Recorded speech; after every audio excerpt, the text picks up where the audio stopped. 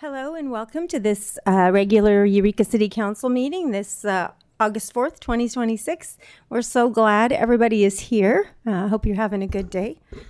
We will open this meeting with the land acknowledgement. The lands, oops, except for I can't see. There we go. The land that Eureka rests on is known in the Wiyot language as Jerujiji. Past actions by local, state, and federal governments remove the Wiyot and other indigenous people from the land and threaten to destroy their cultural practices. The city of Eureka acknowledged the Wiyot community, their elders both past and present, as well as future generations. This acknowledgement demonstrates the city's commitment to dismantle the ongoing legacies of settler colonialism. And if we could have a roll call, please. Councilmember Castellano? Here. Councilmember Moulton is absent. Councilmember Fernandez? Here. Councilmember Bauer? Here. Councilmember Contreras-Deloche? Here. And Mayor Burgell? Here.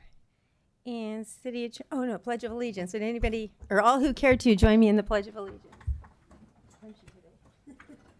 I pledge allegiance to the flag of the United States of America and to the republic for which it stands, one nation, indivisible, with liberty and justice for all. All right. And is there a report out of closed session, City Attorney Black? Mayor, no reportable actions were taken in closed session. Thank you. All right. Well, in my mayor's announcements, I just have two. I wanted to let folks know that we do have opportunities to be on commissions.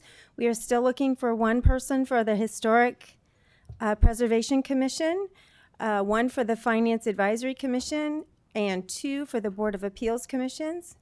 And then just another mayor's announcement that is really close to my heart is that some of you out here remember Charlie Bean.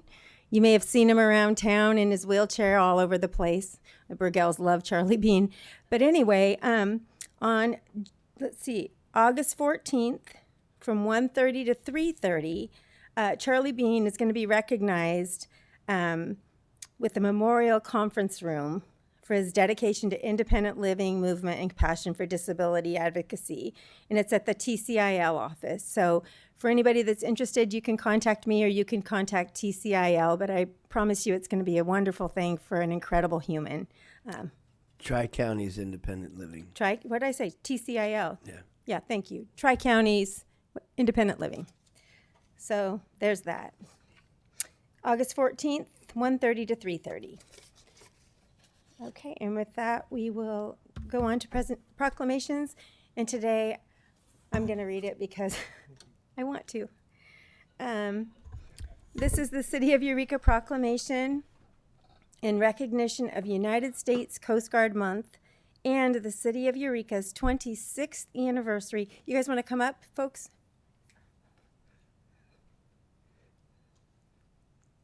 That way we can appreciate you better when you're up here. We can see you. So in recognition of United States Coast Guard Month and the City of Eureka's 26th anniversary as a Coast Guard city, August 2026.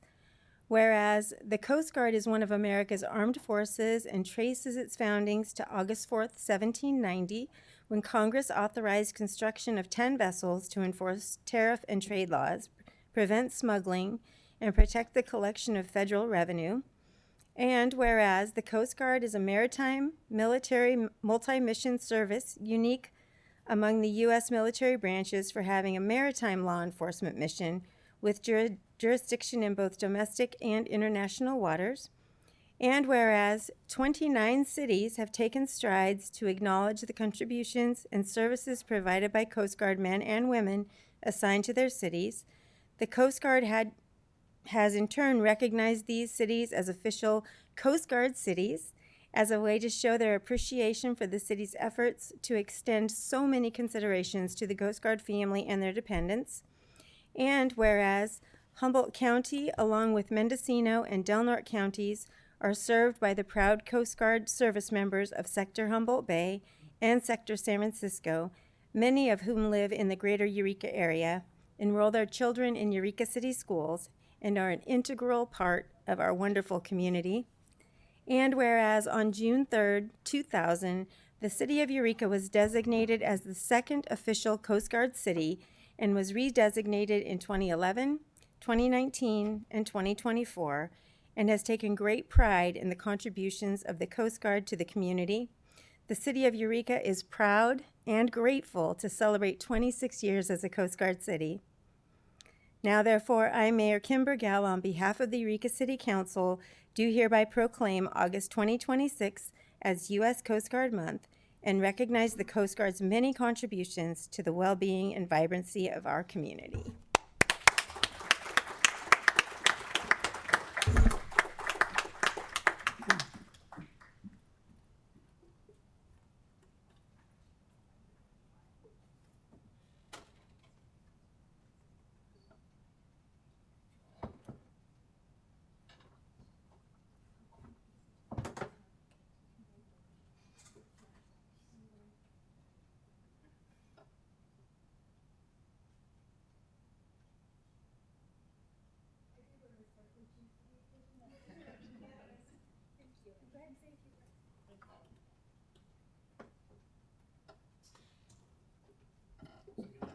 Thank you. I'm here with Command Master Chief Heather Coulter. Microphone? Oh, yeah, press your microphone. Better? Yes. All right. Good evening, and thank you for that. I'm here with our Command Master Chief Heather Coulter. Last year she was a Command Senior Chief, but in the last year we got to recognize her advancement to Master Chief.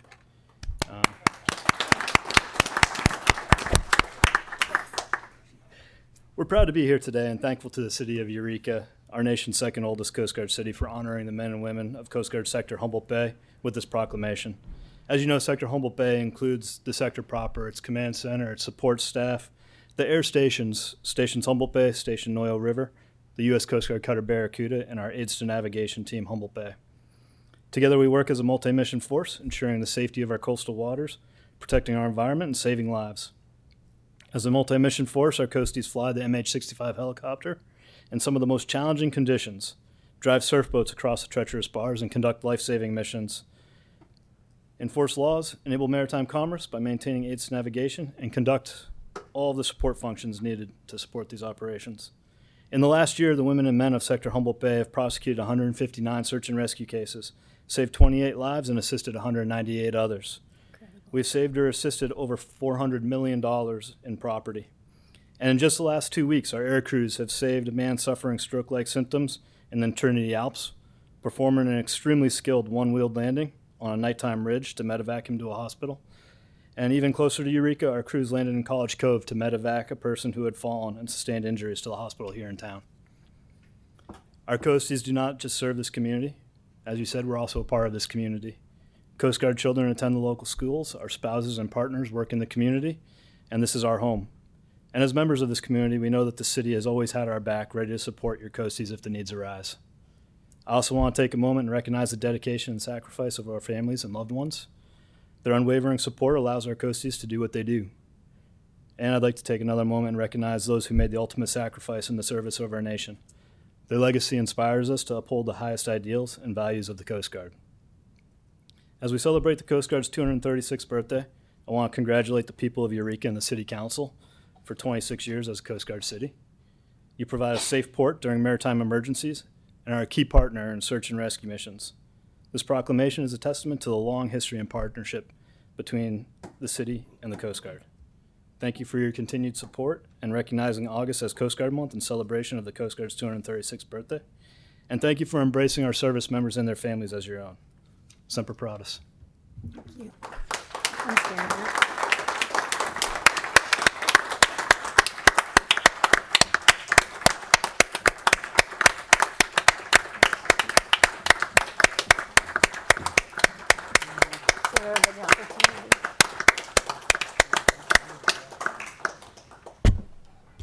Thank you. Thank you so much. Okay, and so we will now have a presentation about For Community, our golf tournament, with Community Resources Program Coordinator, Sierra Wood. Hi, Sierra, welcome.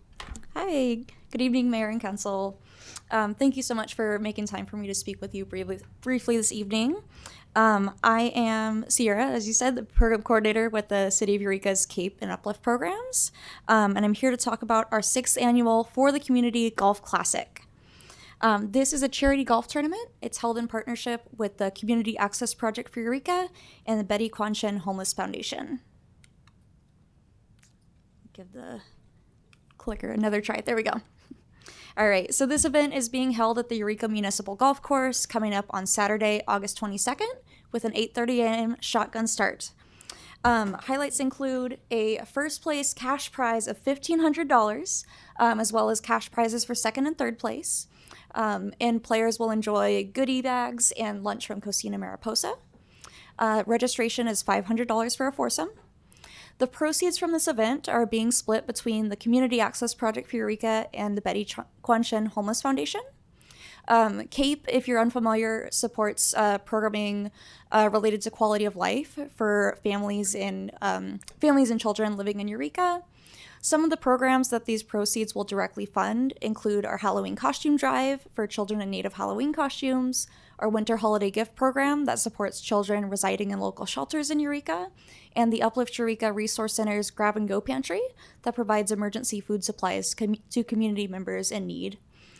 Proceeds will also support Betty Chen's projects that connect community members experiencing homelessness with shelter and permanent housing in an effort to rebuild lives and reunite families. There we go. For businesses that are interested in supporting us, we do have several sponsorship opportunities at different levels. I just want to thank some of our biggest sponsors that we've had over the years, such as Mercer Fraser, for supporting us at these events. I do have a number at the link, a number below. If there is anyone interested in sponsoring, you can call that number for some more information. All right. So like I said, $1,500 first place cash prize. That is a big deal. So come out and support this great cause. It's a fun time. You're supporting your fellow community. We'd love to see you there. There is a QR code. We do have registration available online if you scan that QR code. You can also call the Eureka Pro Shop at 707-443-4808.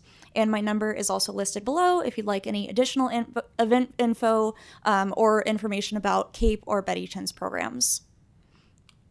All right. Thank you all. And if there's any questions, I'm happy to answer about the event. Do we have any questions? It would seem not. Thank you so much for being here. We appreciate Thank you very much. This moves us to public comment. This is the time for members of the public who wish to be heard on matters that do not appear on the agenda. City Council policy is to limit each speaker to 3 minutes. Such time allotment or portion thereof shall not be transferred to other speakers. And pursuant to the Brown Act, City Council may not take an action on an item that does not appear on the agenda. So I know we have a few people here for public comment. Come on up. Hello. Hi, welcome. Yeah. Hello. I'm here today to recap an email I sent to the City Council about 2 weeks ago. Simply was a review of the Carter House Inns. It was a very short caption, little 6 out of 10 caption. But I relayed basically the reviews. Report card status of our community, not just the Carter House. It was a review on our community. And the reason I'm bringing that up is that I know that I've been in dialogue with the police chief, but I'd love to get a dialogue with the Lodging Association, with the City Council, about what we can do to look at that review, because it was a very unflattering review. I've left copies here. I sent an email to everyone. And I'm just looking to move the needle a little bit. I'm part of the tourism community. I'm working with the hotel. I'm doing my part to try to push the needle forward. But reflections on that email alone say we have problems in our community that aren't within my 4 walls, but are something that we need to look at as a problem in our community. Okay? I'll just leave that there. You've each received the email, I hope. But if there's any questions, let me know. Thanks for being here. Welcome, Joanne. Greetings. My name's Joanne McGarry. I live in Arcata, but I walk around Eureka a lot, and today was one of those days. And a lot of goods and bads, and it's like any town. And but I do appreciate a lot of the art, the public art I see around here. I want to talk about three things: animal welfare and climate change, and some actions that we really need to do in regards to climate change. Animal welfare, actually committees. I'm working to try and convince the county that we could benefit by an Animal Control and Welfare Commission or Advisory Council. I was in San Francisco working at the SPCA for 16 years. I lived there for 25 years, but they had an Animal Control and Welfare Commission. And I think what's being demonstrated right now is that there is a great need. And I'm not just talking about one rescue organization. I'm talking about stray animals, lost animals, things like animals that get scared by things like fireworks. We need a commission of people, including representatives from the cities, to look into how we can improve. Gandhi said something: you can judge a nation by the greatness of a nation by how it treats its animals. So we can do that county-wide. So that's one thing. My second thing is about climate change, and I know we're in a regional climate action plan being implemented, but we don't have time to wait for somebody to do something. And I just want to share a couple of things that are happening that are quite impressive to me. And one of them is Bright and Green, which is a reusable dishware that is being used in Arcata for the farmers markets now again, and for festivals. And they are reducing the waste that's created at these events. And it is a climate changing action to take. And I would love for Friday night markets and other events in Eureka to really look at things like that to reduce the waste. It's energy consuming to produce single use. And anything we can do to reduce that would be wonderful. The other thing that is really alarming to me, to be honest with you, is the number of drive-throughs in Eureka.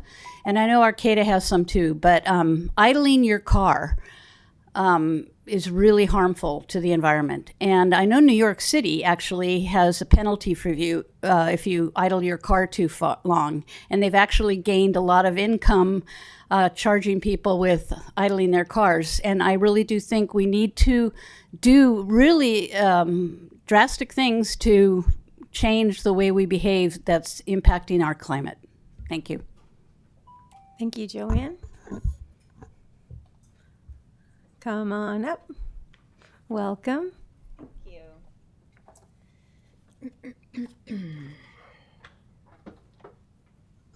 Hi, I'm Terry Roman Little, and I'm here to remind everybody or inform people, if you're not aware yet, Humboldt Bay Marathon is happening this Sunday, the 9th. It's the 11th running, and this year we have over 25% more runners than last year.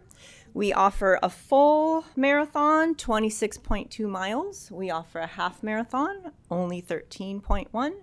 And as of last year, we were able to now start offering a 5K again. Our marathon is a Boston qualifier. We have a significantly high percentage of people who come to run with us who do qualify for Boston. We also support slow AF runners, so we have a generous cutoff time, so not everybody's here to run fast, they just want to run. And thanks to the Bay Trail being open, people are coming from all over the place to run with us. So 125 marathoners, 191 half marathoners, and then about 65 Kers. We have students, high school runners, who get a discount for the half marathon. Ideally, that's their first one, and they'll get hooked on it or realize how hard it is and drop down to 5K. Anyway, we're a nonprofit race through Roadrunners Club of America. The former president of that group is going to come run with us again this year. As a nonprofit, last year we donated back out to the community over $6,000 to other nonprofits that support our race by volunteering. So we're giving back, and there's no paid staff. So everybody who does the work, mostly me. We just do it because we care. There's a tiny piece of our race that's memorializing a dear friend of ours who was killed in a hit and run almost 14 years ago. So she's a little bit woven into that story. Traveling runners don't know, but locals do, and that's another piece of it for us. We call ourselves the small race with a big heart. We're never going to be as big as New York or Boston, and we don't need to, because people come to the community and see how fabulous it is.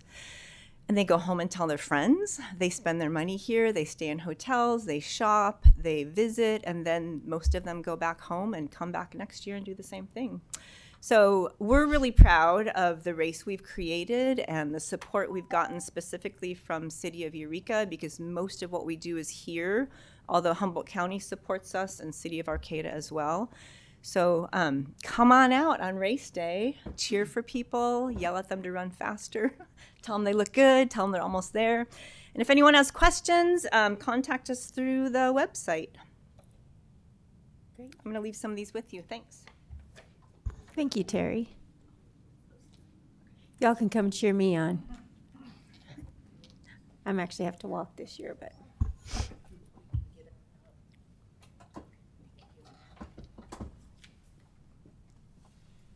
Hello, welcome. It's good to see you guys again. You too. My name is Misty, and I'm here representing the Embassy Church. It's the ugliest church in town on Wabash and Union. I just want everybody to know that anybody's welcome to come to our Friday night worship at 7 p.m. It's amazing. And I just want to talk about how almost 3.5 years ago on March 17th of 2023, I came to Eureka as a mentally ill homeless woman who'd been kicked out of every program I'd tried before. Praise be to God, I'm still sober. I've been healed from PTSD and depression and the effects of ADHD treatment. I believe in love and happy endings again, and I'm here to say this hope is available to anyone who is willing to trust and rely upon and adhere themselves to Jesus Christ. This is what it truly means to believe in Him. Anyone can say they are believers or call themselves Christians, but if they don't actually put their hope in eternity with Him, instead of trusting in things like modern medicine or money or status or possessions, or government systems to take care of them, they're really missing the healing and hope that is available when you do love God enough to do that. I would just like to read you these scriptures that tell you more about this, because I'm living proof that whom the Son sets free is free indeed. In 1 Corinthians chapter 1, it says, "For since in the wisdom of God," oops, I messed up. Oh, man. Here it is. Isaiah 61, 1-3. "The Spirit of the Lord God is upon me, because the Lord has anointed me to preach good tidings to the poor. He sent me to heal the brokenhearted, to proclaim liberty to the captives, and the opening of the prison to those who are bound, to proclaim the acceptable year of the Lord and the day of vengeance of our God, to comfort all those who mourn, to console those who mourn in Zion, to give them beauty for ashes, the oil of joy for mourning, the garment of praise for the spirit of heaviness, that they may be called trees of righteousness, the planting of the Lord, that He may be glorified." God, through the... Well, that's where I messed up. I just want to also say God has chosen the foolish things of the world to put to shame the wise. And God has chosen the weak things of the world to put to shame the things which are mighty. And the base things of the world and the things which are despised God has chosen. And the things which are not, to bring to nothing the things that are, that no flesh should glory in His presence, but of Him you are in Christ Jesus, who became wisdom for us, and righteousness and sanctification and redemption, that as it is written, He who glories, let him glory in the Lord. And I just want to say this one last part. I know I'm taking more time, but no eye has seen and no ear heard, nor have entered in the heart of man the things which God has prepared for those who love Him. Hallelujah and amen. Lovely to see you, Misty. Come on up. Thank you. Howdy. Good to see you guys. My name is Dave Startery. I'm a third-generation veteran and Eurekan. And the fourth generation's here. I didn't know he was coming. But I'm here for the fifth generation. Our second oldest grandson is starting to drive. And First of all, I appreciate the city with the radar signs on Booner, and there was a woman officer when school was going on at Booner and H, and she stopped a number of people there. There was whipping by there. And Public Works, I called them a couple weeks ago about the brush and berry vines at 6th and B, where you go to the new DMV, and they cut them down so you can see better up the hill. But you probably know that the white line on Harris between Dahlbeer and Harrison is gone. And I don't know if we get that painted over because that's a busy intersection. And I live on Myrtle, and my the 5th generation of the Startery relatives live on Myrtle too. And between 7th and Myrtle and Harrison, nobody does 30. And you got a new building going up there. I don't know what's going to open, but it's going to be more deliveries and stuff there. So I don't know if they can do something about that. And I talked to Public Works about tree branch in front of the 30-mile-an-hour zone when you come into Eureka on Myrtle, and the trees that hang down before you get to Harrison heading east, and at 14th in California going west. But they're all public property. And if the people that own those properties don't do it, it can't be done. But with my second oldest grandson getting his permit and driving some, and the Coast Guard people that are here, some want to stay here longer. They put in for extensions. But we want the roads to be safer for them. We want to be able to cross Park Street to go to Lafayette School safely. We want their family to shop and not to get ran over. And I don't know if we get 2 officers that can ride together. I mentioned it last year, and just look out for each other, protect them and make sure when they make stops that they're safe, and that maybe some of the fine money can go on supporting that department, because we haven't had a traffic enforcement group for about 8 or 9 years now. But thank you for your time, and I'll be back. Nice to see you. Well, hello and welcome, Mr. Benson. Thank you, Madam Mayor and Council, for this opportunity to speak to you. So pleased about the proclamation. Some of you may my name is Craig Benson, and I live in the city of Eureka, and I live here by choice. I'm very pro Jarogigi, very pro Eureka. I moved here for a reason. And will live out, hopefully, the rest of my life here. All right. Some of you may know me as the Harbor Commissioner. I am your Harbor Commissioner for the Division 4, which includes Eureka proper, across the Samoa Bridge over to Samoa, and the entire spit all the way to the mouth of the bay. And I really appreciate you honoring the Coast Guard. We collaborate with them and with the city all the time. I'm a good commissioner. Partly because I was trained by the city of Eureka. I learned a lot about leadership in serving for the city of Eureka, 10 years on open space, parks and recreation, and 4 years on the planning commission. So thank you for those opportunities for my personal growth and ability to serve the city.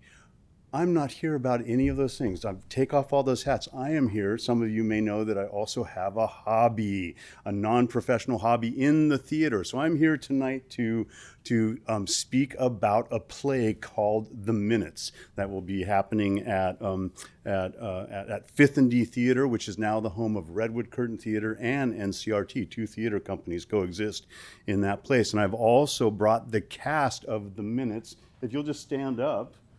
Briefly. And we are doing research at this moment, watching you. The Minutes is about a city council. In fact, the set is based on this chamber, and it's a very interesting farce about a city council meeting. It's funny, yes, it's funny, and the interesting and dedicated people that serve on city councils. The characters will be very recognizable to people who go to city council meetings from Blue Lake to Arcata to the city of Eureka. It also suddenly becomes a murder mystery. One of the council members is gone. This council member is sort of a whistleblower. So suddenly a new member is trying to find out what happened to the lost minutes. And it becomes it becomes a political drama when it's learned that very unlike the city of Eureka, the first city in the United States to do land back to indigenous people, the fictional town of Big Cherry for this city council has really suppressed and really had a colonial settler suppression of the real truth about indigenous people. And so it becomes a political drama by the end, very germane to where we live on Wiggy and the land of Wiyot people. Your 3 minutes are up. Thank All you, right, Mr. thank you. Benson. This sounds exciting.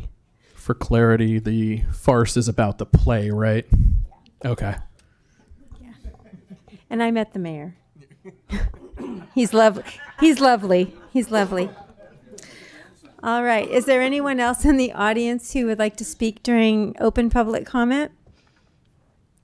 Seeing none, do you see anyone on Zoom? I see no one on Zoom. Okay, so we're going to close the open public comment and bring it to council reports, and we're going to start with Councilmember Castellano.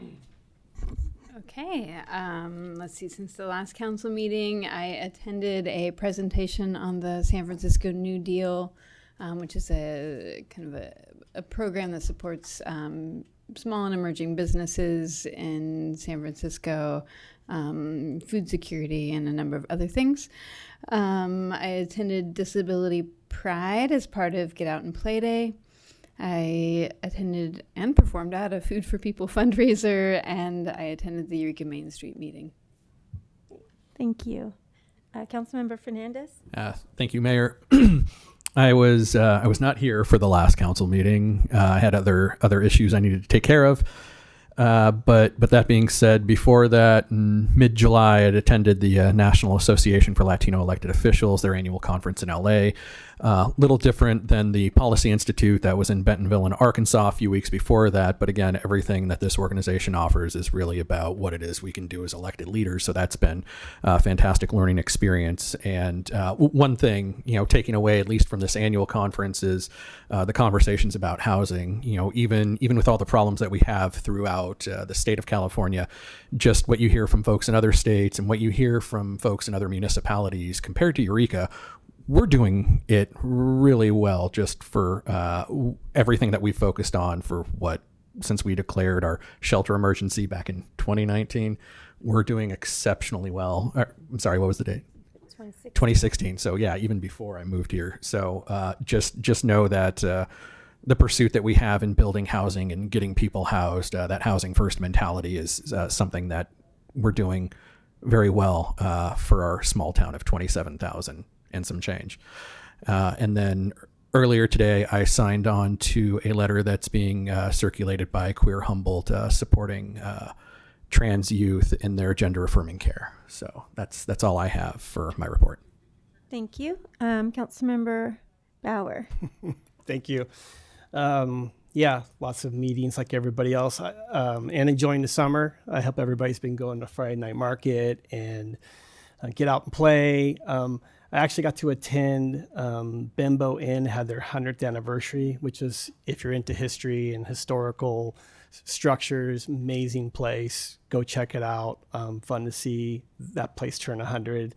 And I wanted to, I had a Redwood Coast Energy Authority meeting recently, and I just wanted to let people know we have the Northern Rural Energy Network. RCEA oversees this multi-million-dollar program, and it basically provides citizens, everybody, to get some really good rebates on high energy efficiency appliances, heat pumps, just given the state of how much energy costs these days, and had someone talk about climate change. So check out the website and see if there's something that you might be able to do to reduce your energy costs and help the climate. So check it out. And I think that's it. Thanks. Thank you. Councilmember Contreras Deloche. Yeah, so I think probably the big standout opportunity that the mayor got to attend as well, and probably we'll get to talk about more detail, was a large food donation that came from LDS Charities. We got to attend that. at Food for People. It was such an enormous shipment of food that Carly at Food for People said it'll last for about 2 to 3 months. So it literally went from one end of the block to the other. So it was part of their, as a celebration for the 250th anniversary of our country, they wanted to select 250 locations throughout the U.S. to donate 40,000 pounds of food to, and they selected Eureka and Food for People. So this was such a generous thing. We got to meet with a number of their leadership, came to meet with all of us, and opportunities to advocate for a free meal, and opportunities to try to look into one-time grant opportunities that could benefit our community. So that was kind of the highlight, to see this just massive drop of food. And it included things that typically you don't get donated. They usually get donated staples, so like beans or peanut butter, that kind of thing. But this also included things like hot chocolate and yellow cake mix, and just things that families might like to have that they may not be able to go and get for themselves when things are hard. So it was really, really generous and very touching. I got to meet with a new group here called Play Street. It is specifically geared toward inclusivity for disabled children. I've talked about this publicly, that my little boy who often attends is disabled, so this is kind of near and dear to my heart. And it's just to kind of put that up on everybody's radar and make them aware that this place exists. It's for neurotypical children as well as neurodivergent children. It's really about inclusivity, but it's a really meant to be a sensory safe space, and it's really incredible. She's done a great job with it. Also got to meet briefly with Humboldt Autism Alliance, talk to them about some of their expansion plans, also near and dear to my heart.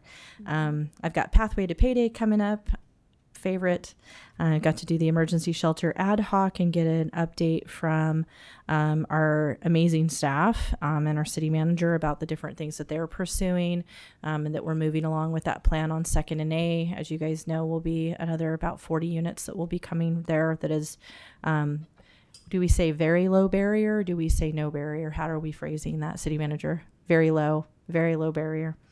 And then met with a group and Caltrans about their safety plans and some of the studies that they're going to be doing about how to make the 101 corridor, particularly where it travels through Old Town area, how to make that safer for people, especially since we have housing going in that is going to include elderly and children, talking about kind of what their plans are to make sure that that's a safer place to cross.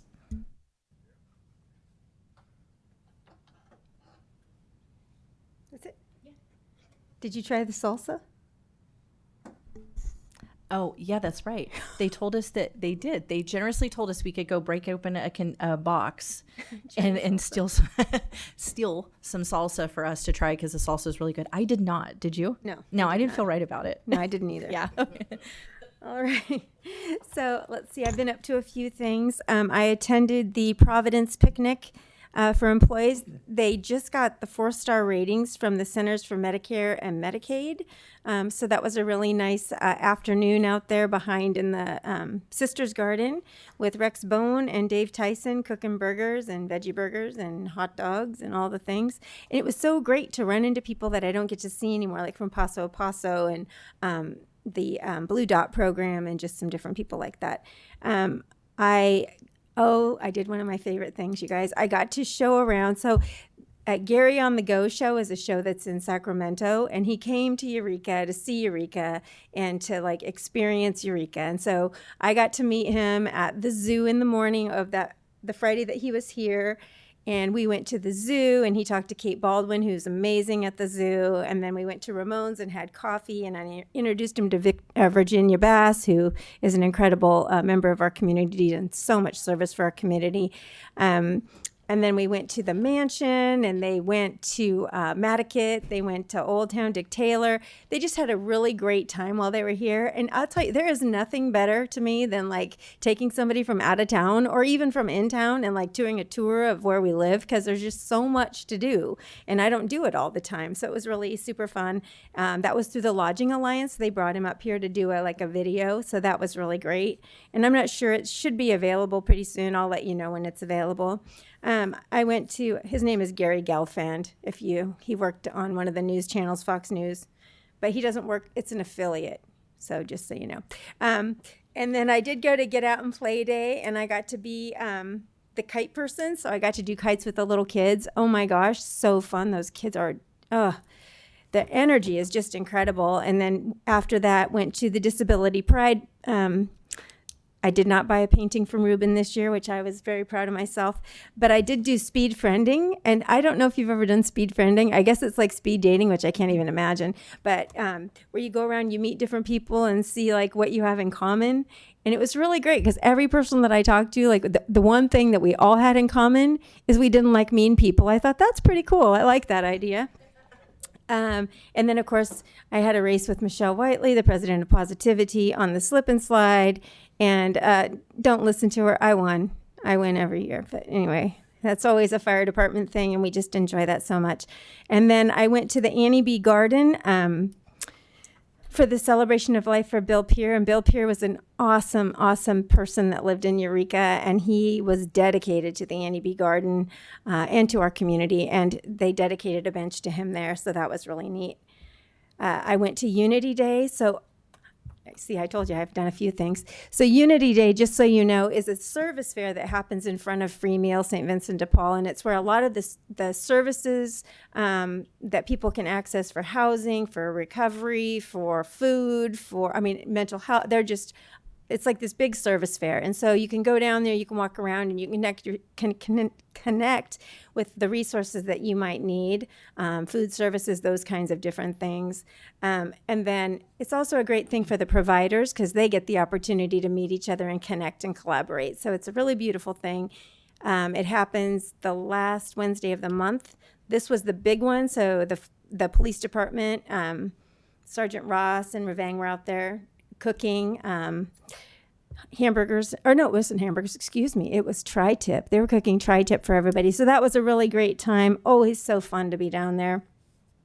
I too went to Food for People, not knowing that they were donating all that food. I thought that it was just, we were going to pitch Free Meal to get a grant. And so it was really a beautiful thing to be down there. And I really want to appreciate the LDS Church for the dedication and the donation there. Especially Eileen was the one that brought that forward. And, she certainly is a blessing to our community. I was a judge at Wolfstock. I got to kiss a bulldog. Oh my God, they're so slimy. You guys are so slimy. Oh, yeah, it was a good time was had by all, promise. But I was a judge with Supervisor Arroyo, past Mayor Nancy Fleming, and then Leonard, who was a member of the board there. I went to Pack Out Green Team at Truesdale, and again, I'm just going to give a quick pitch for that because if you've never been, awesome people, great time. You spend an hour, you do a cleanup, you meet people, you have a good time. I attended the F Street Block Party, did a little dancing, watched a little bubble blowing, the whole thing. It was awesome. Attended Thursday night concerts, Friday night markets, Arts Alive, and probably a few other things just because, you know what, being with our community is the bomb. It's like the best thing to do. It's so fun, and I just appreciate that about us. So anytime we can get it together, I think when we get together that way, it helps us to get along better when we have to solve problems. So show up. Friday night markets is happening. Oh, Thursday night concert, Friday night market. Anyway, I'd love to see you out. So with that, I've talked long enough. We're going to move to public hearings. This is the appeal of the 1627 Pine Street with senior planner Lo Hefner. And sorry, Mayor, I do need to recuse myself from this as I live within 500 feet of the location. Thank you. We'll come get you when we're done.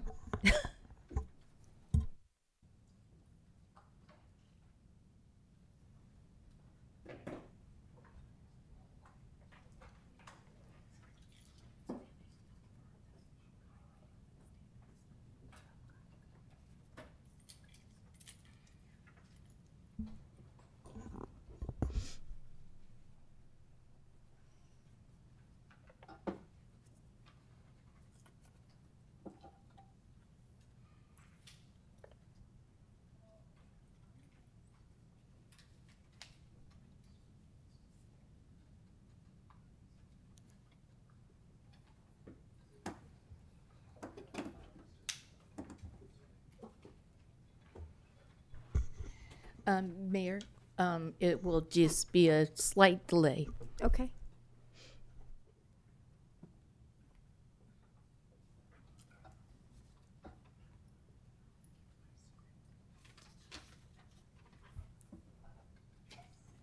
Well, in the interim, I will tell you that yesterday we did celebrate Mary Price's birthday at Free Meal. She's worked at Free Meal for over 20 years, serving food and cooking food for people. Incredible. So there's so much going on in our community all the time.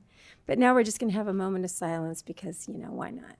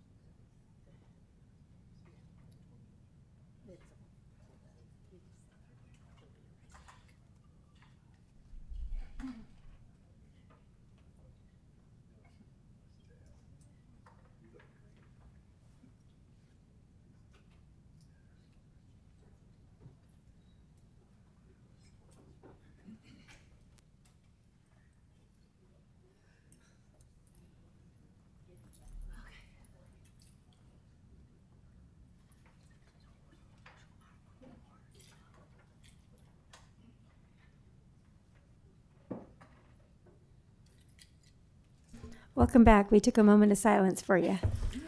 Sorry about that. The one worries. form I forgot.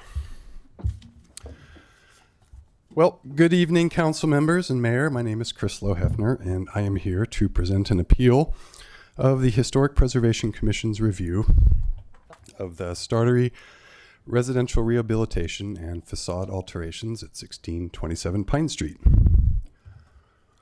And just a quick summary of what this appeal is for. In January 25, William Startery, the owner of the property, made unpermitted alterations to the historic home and was subsequently required to apply for an after-the-fact permit for Historic Preservation Commission review. On June 3rd of 2026, the commission considered the after-the-fact permit and conditionally approved the project, adding condition C to remove non-historic hardy lap siding and replace with wood siding, and condition D to reestablish windows in historic window openings that were removed or infilled. On June 5th, 2 days later, the owner appealed the commission's decision, specifically objecting to the added conditions C and D. And tonight, council will consider the appeal and affirm or modify the commission's conditional approval. 1627 Pine Street is located on Eureka's west side in a residential high R3 zone, just north of West Wabash Avenue and a couple of blocks east of Broadway. The approximately 6,900 square foot property contains a 2,059 square foot multifamily residence. The property is listed on the local register of historic places, and the Eureka Heritage Society's Green Book dates the residence to about 1900, describing it as a two-story frame East Lake house with pedimented two-story square bay with asbestos siding added.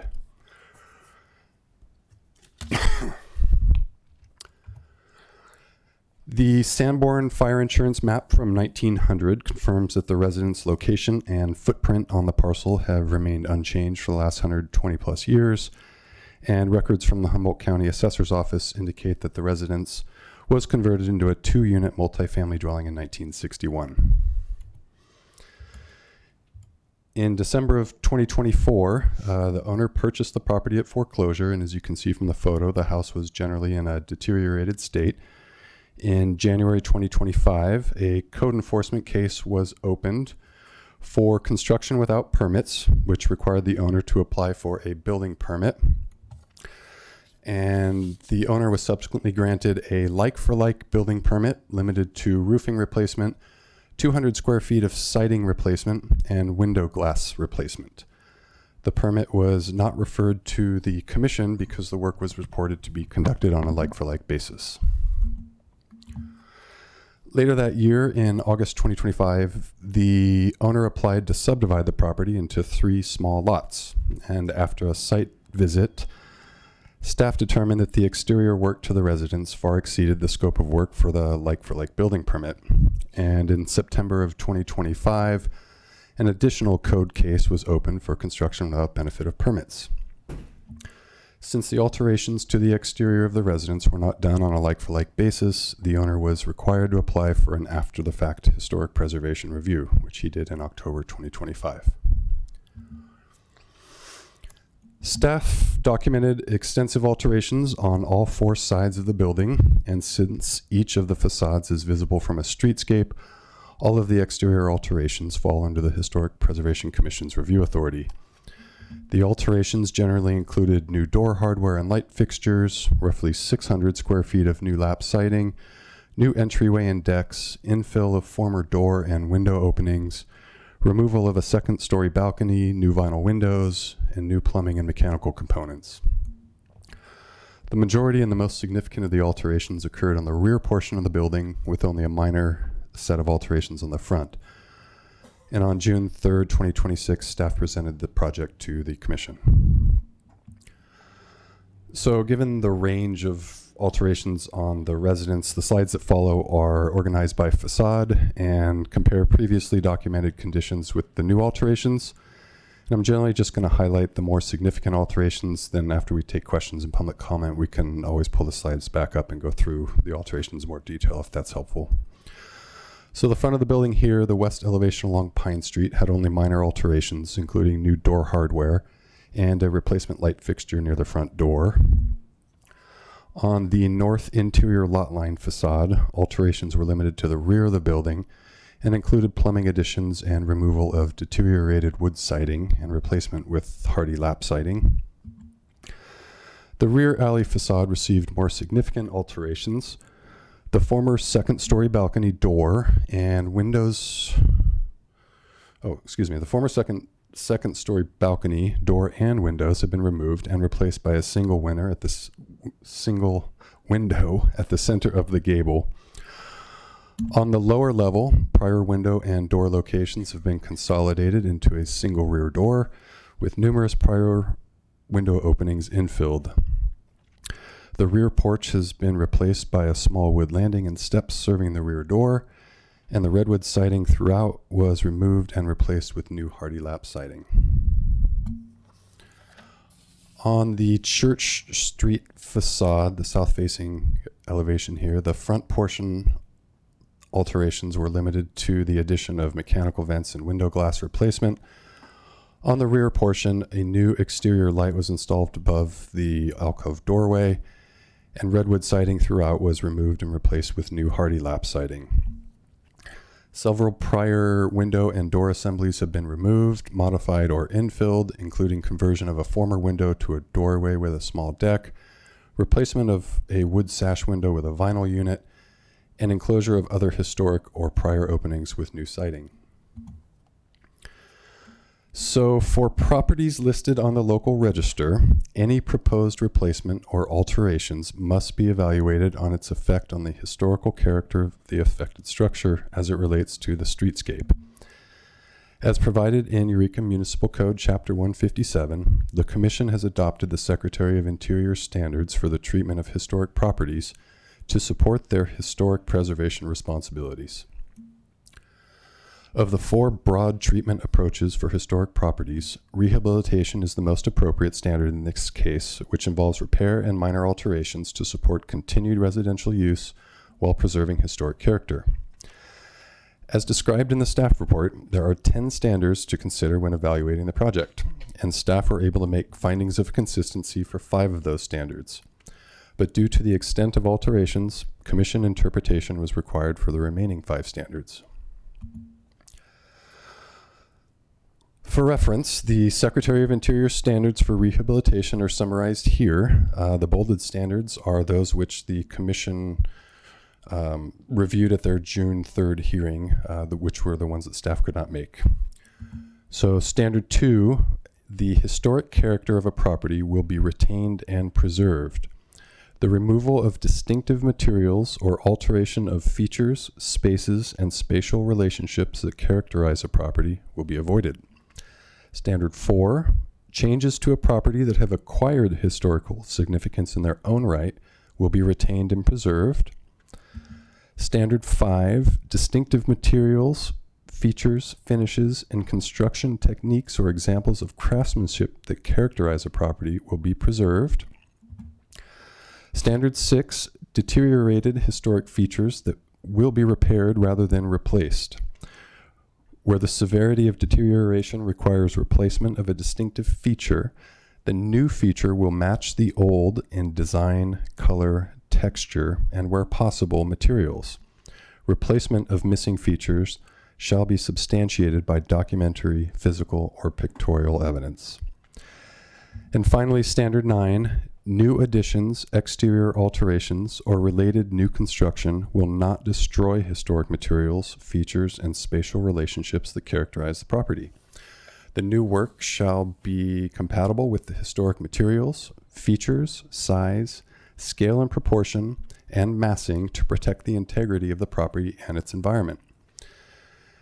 And I know these are wordy, but staff has also provided the council with a handout that cites these standards in full in case you need some assistance making potential findings later on. So at the June 3rd hearing, the commission determined that the front portion of the residence had undergone less significant alterations and focused their discussion on the alterations to the rear portion. The commission ultimately approved the project with conditions rather than accepting the full suite of alterations or denying the project outright. They added condition C, which requires the owner to remove non-historic hardy lap siding installed in locations where historic wood siding existed and replace it with wood siding matching the historic material, dimensions, and profile on a like-for-like basis. They also added condition D, which requires the owner to reestablish windows in historic window openings that were removed or infilled as part of the unpermitted work so that the original number and location of openings is restored. The commission found that the project included alterations that impaired character-defining features, including replacement of wood siding and removal or infill of exterior openings, which exceeded the like-for-like building permit. But as conditioned, the project does not cause a substantial adverse change in the significance of the historic resource and is therefore consistent with the Secretary of the Interior standards. So while removal of window openings is a somewhat obvious alteration, I just want to take a moment to provide some context to the siding details. The yellow highlight here shows the historic redwood siding with a tongue and groove pattern and a roughly 4 to 5 inch vertical profile. The red highlight shows the new hardy siding with overlapping panels and a roughly 10 to 12 inch vertical profile and is a fiber cement board rather than wood material. While nuanced, these are the types of materials that the commission had to consider as they made their findings. The commission's decision did also allow for some of the unpermitted alterations to remain, including new door hardware, light fixtures, mechanical and plumbing components, 2 vinyl windows, new side and rear porches, and the removal of the upper floor balcony and door. The conditional approval also requires the owner to submit building plans for any future alterations, whether those are conditioned by the commission or added by the council. And as stated, the owner has appealed conditions C and D specifically. So tonight, staff recommends that the council consider the appeal and make the required findings to affirm or modify the commission's action. Staff also recommends that the council retain conditions A, B, and E from the commission's original resolution, which requires outdoor lighting to be dark sky compliant, that the applicant follow all directives of the decision, and that future exterior alterations return to the commission instead of the council for review prior to construction. There are a couple of implications to keep in mind as council determines whether to affirm or modify the commission's decision. If the decision is affirmed, the existing conditional approval remains in effect. If the decision is modified, Council must identify the specific conditions being changed and make findings consistent with Secretary of Interior standards numbers 2, 4, 5, 6, and 9 in order to rely on the Class 31 CEQA exemption. That exemption applies to maintenance, repair, rehabilitation, and similar work on historic resources, provided that the project is consistent with the Secretary's standards. So with that, I'll say thank you, and the applicant and myself are available for questions. And I do have 2 suggested motions drafted for you once we get to that point, one to affirm and one to modify the commission's action. Thank you. Councilmember Contreras-Deloach? Yeah, I was looking at, let's see, it's 1, 2, 3, 4, 5, okay, six lines down on our copy of the final notice that was issued on June 22nd, 2026. It says, the inspection revealed numerous alterations to the structure, including but not limited to the construction of an additional dwelling unit. Yes, that's accurate. As after the commission's meeting, staff did a site visit to kind of assess the full suite of alterations because it was obvious that there were interior improvements that had been made as well. And there was a 3rd unit in the rear of the building that had been established. We were told at the commission meeting that that was a planned improvement, but when we were on site, it had already been. Okay. Yeah, I was looking at it and I didn't see it. So this is inside. This was an internal change to the building and not an external unit that was built separately. Correct. It's internal. Okay. The whole interior has been reorganized to where the front 2 units are different than they were historically, and then they reorganized it in such a manner to allow that 3rd unit. But that none of the has been permitted, and that 3rd unit has not been issued a certificate of occupancy yet. I have other questions, but if there were, go ahead. Okay. I know that sometimes it sounds like in the Green Book it documented that there were asbestos shingles or asbestos siding on the house originally before they started working on it. From what we could tell, that was a pretty standard addition in the 50s. And so that was, I think this Green Book came out or the studies came out in the 70s. So that was just a recognition that that change had happened.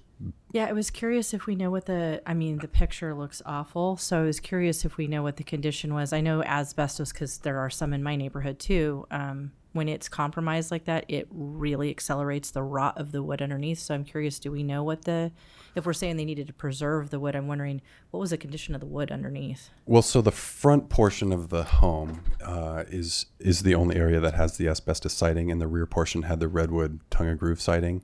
And so they didn't replace any of the asbestos, and the redwood siding wasn't really implicated in that asbestos element. The rear portion of the house was the only one that got the new siding. Okay, so it's because of the spot that you showed us right there that had the redwood siding on it, and that's where they put the hardy plank. That's the only spot where it's at. That whole, let's see if we can come up with a good. So that whole rear portion. Which whole rear portion? So the tiny little one, or the kind of second? Yeah. So if you divide it in half, the right half of that house essentially got new hardy siding, and the front. That much of it. Yeah, and then the front, well, yeah, more or less. And the front part of it has the asbestos. Do we know? I was looking through this. I didn't see it. Is there an estimate on how much they think that would cost for the owners to remove that and go with redwood instead? On the asbestos, or no? I'm sorry. Because aren't they requesting that they remove the hardy plank and replace it with redwood siding? That's the condition from. That's the request. But we haven't seen cost estimates for that. Okay.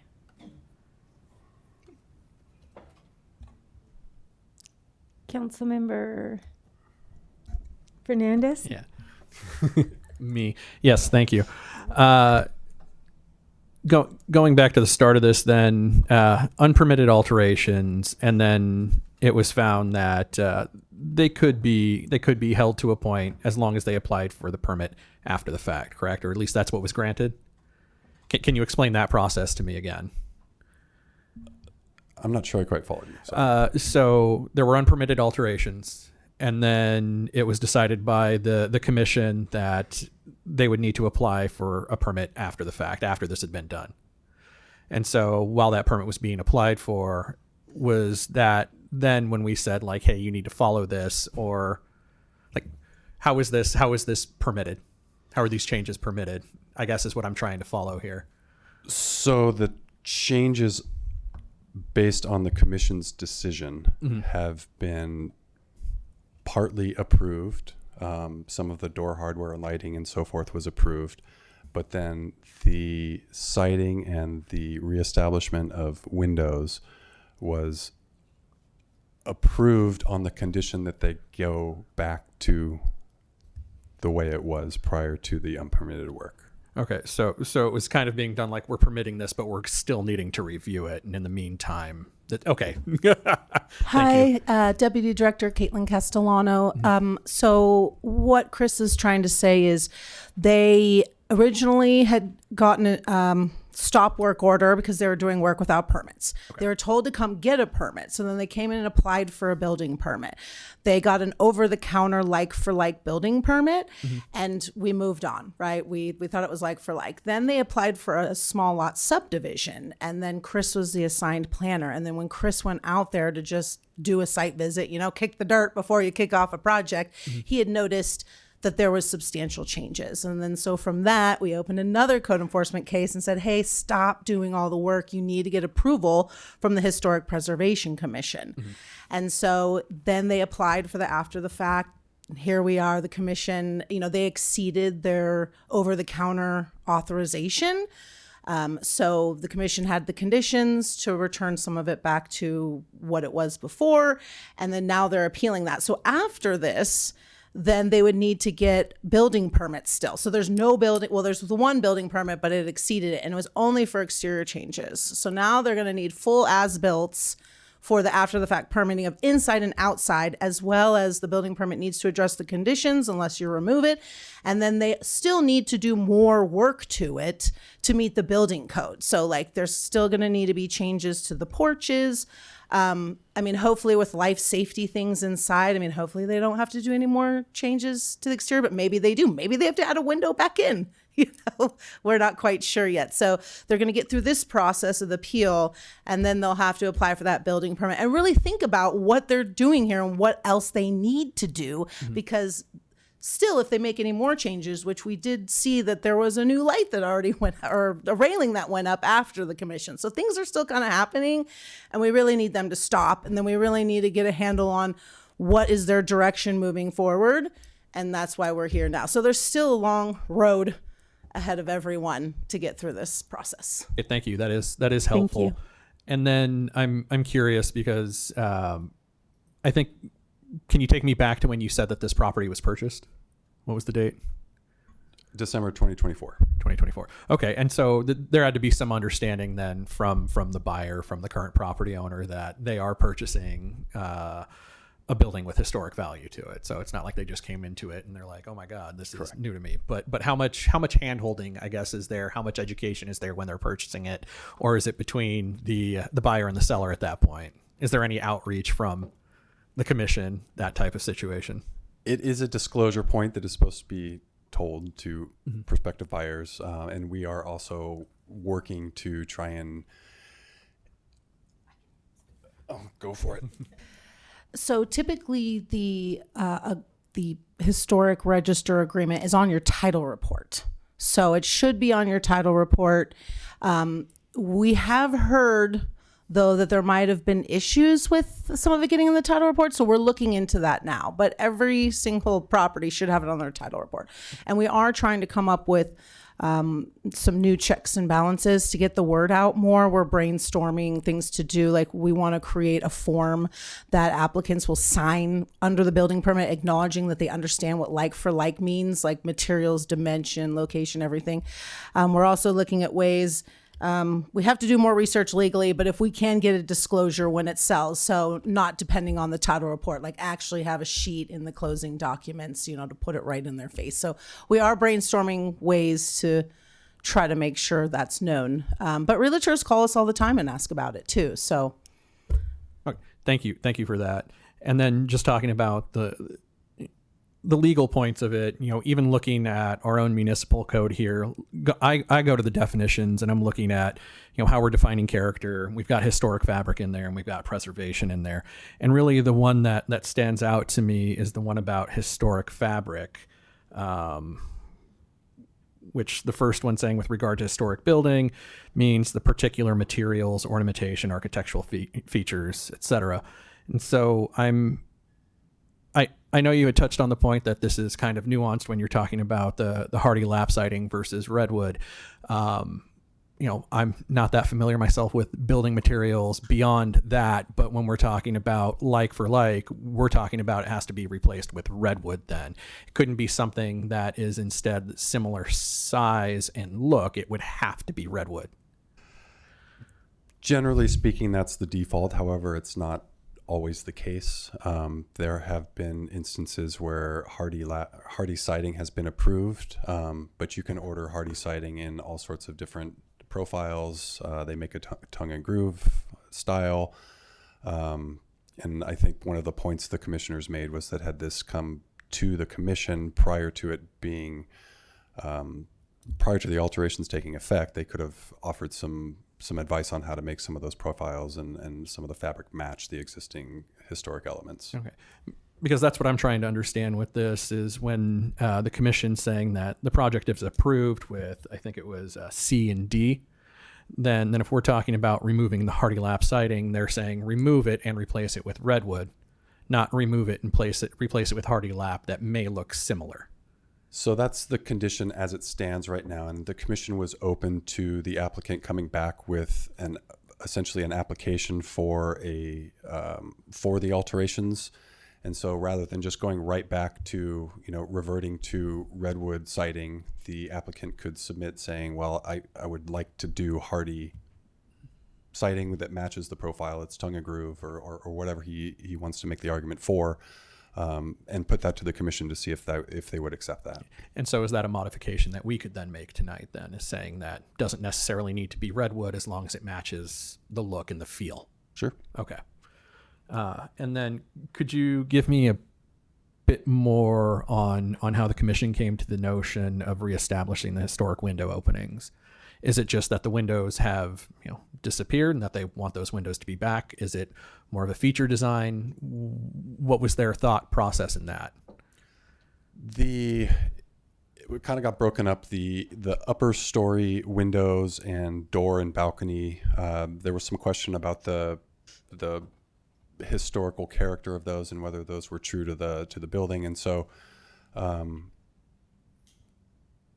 they kind of let that window get approved, and those other, I think there was preference to just have the openings restored because it created the historical look that was seen on Google Maps, that was seen from the historical photo here. And how many openings is that?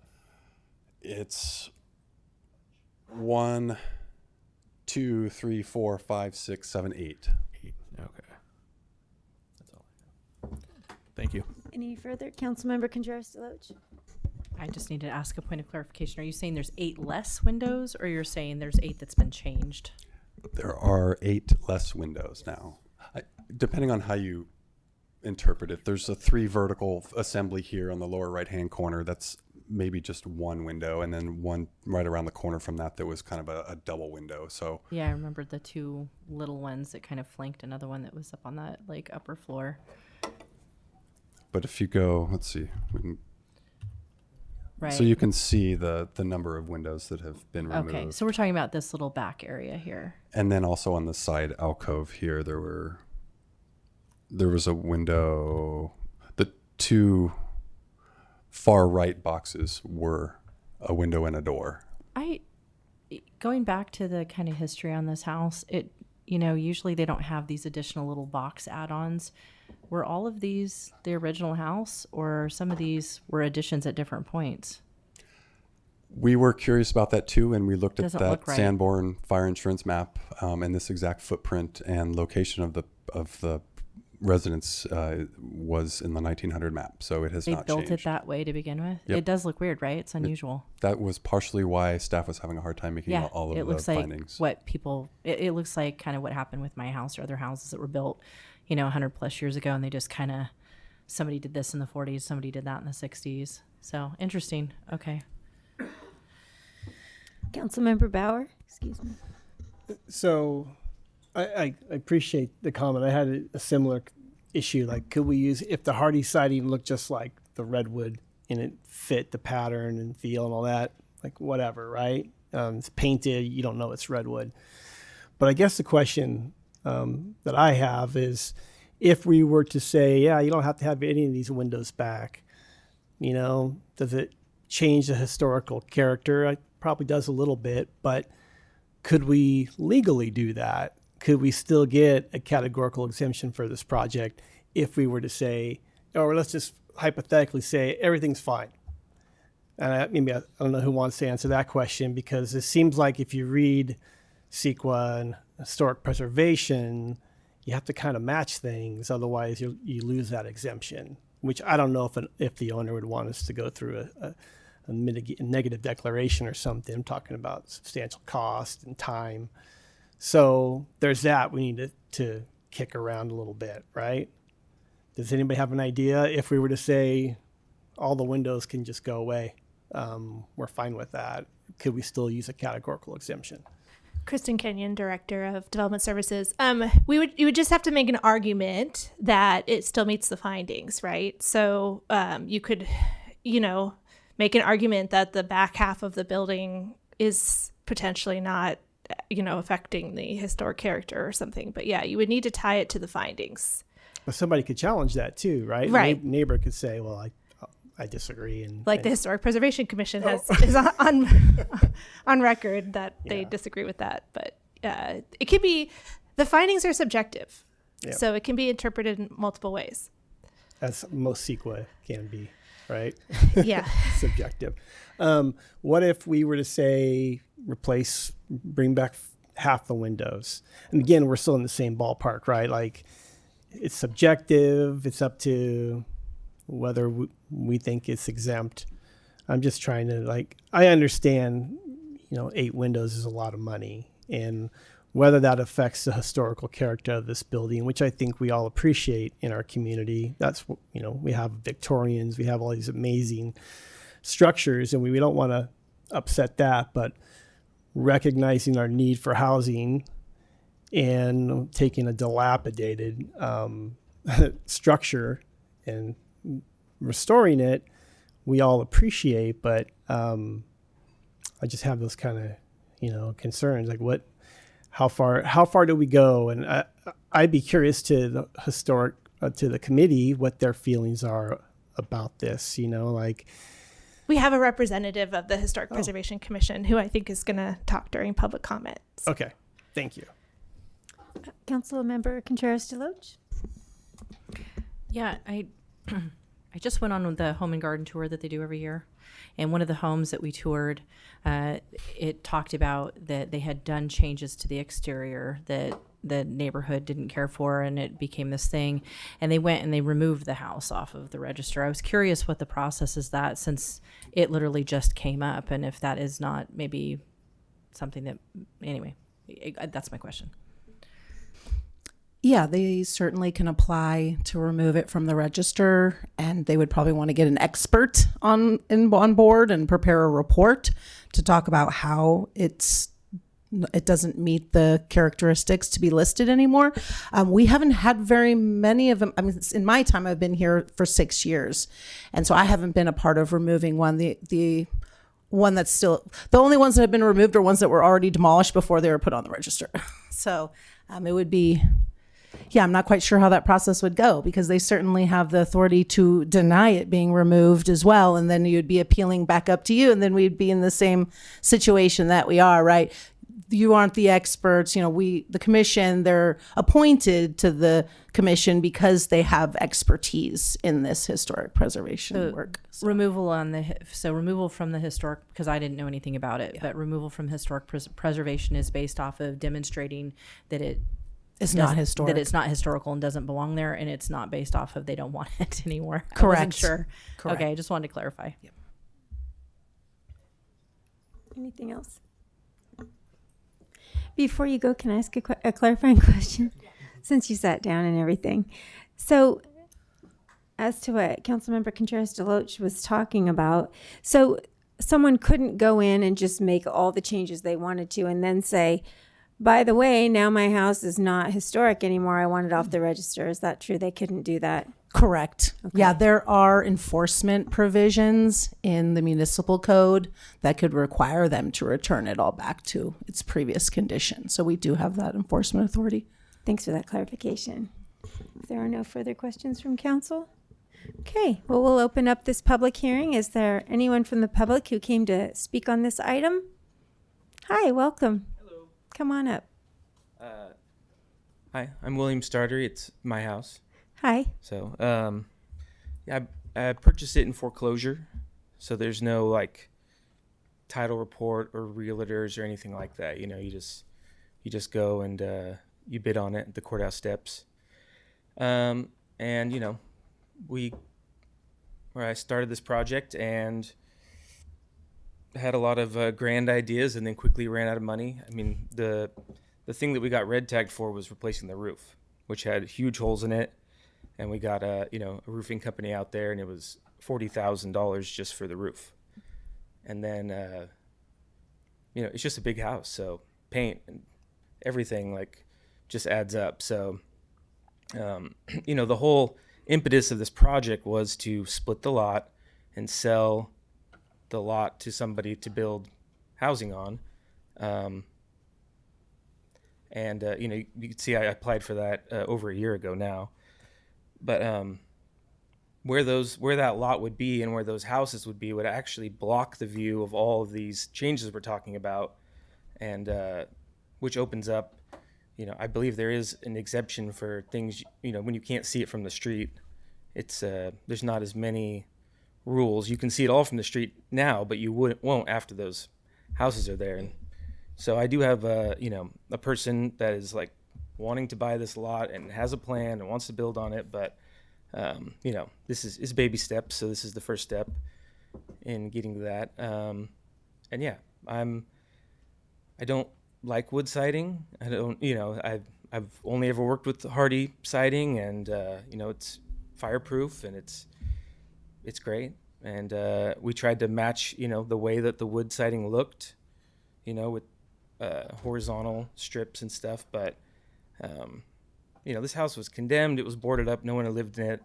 The neighbors have all come forward and told me how much they love what we did. It was homeless people. They told me prostitution. They told me, for 20 years it's been like this in the neighborhood. And it was the worst house on the street, and now it's a lot better, at least. And even the back porch. They said I removed the back porch, but the code enforcement actually brought a machine out and took it down, because it was falling down. Like there was this house it needed a lot of work, and so all those windows were busted out and broken and falling apart, and I just couldn't actually replace that many windows, so, and it just didn't need that many. It has plenty of windows, so financially I don't think I could handle ripping off all the siding and putting back wood siding, but I'm open to whatever you guys, if you have any questions or anything. Thank you. I don't know. Thank you. We need to, no, not right now. Okay. Hello, come on up. Hold that thought. I'm really disappointed. Have you ever been to that property? It's a real disgrace for this city, and my son's trying to invest in it and make it a better place and a place for people to live. And he's got so many government, just interference. It was foreclosed, condemned, and you're worried about the historical. This isn't Ferndale. If you look around the town, there's a lot of buildings like that. There's a lot of people moving and selling their property, and he's trying to improve the city. So, thank you. Thank you. Nope. Hello. Good evening. I'm Sean Hurley. I'm one of the commission members for the Historic Preservation Commission. I'm also a general contractor in our community and have been a historic home restorationist for many years myself. Regarding our decision, it's difficult to weigh the responsibilities of providing housing opportunity in our community and preserving the historic nature of our community. It's a difficult struggle because it is very expensive. And as a contractor, I know that from the other side of the table too.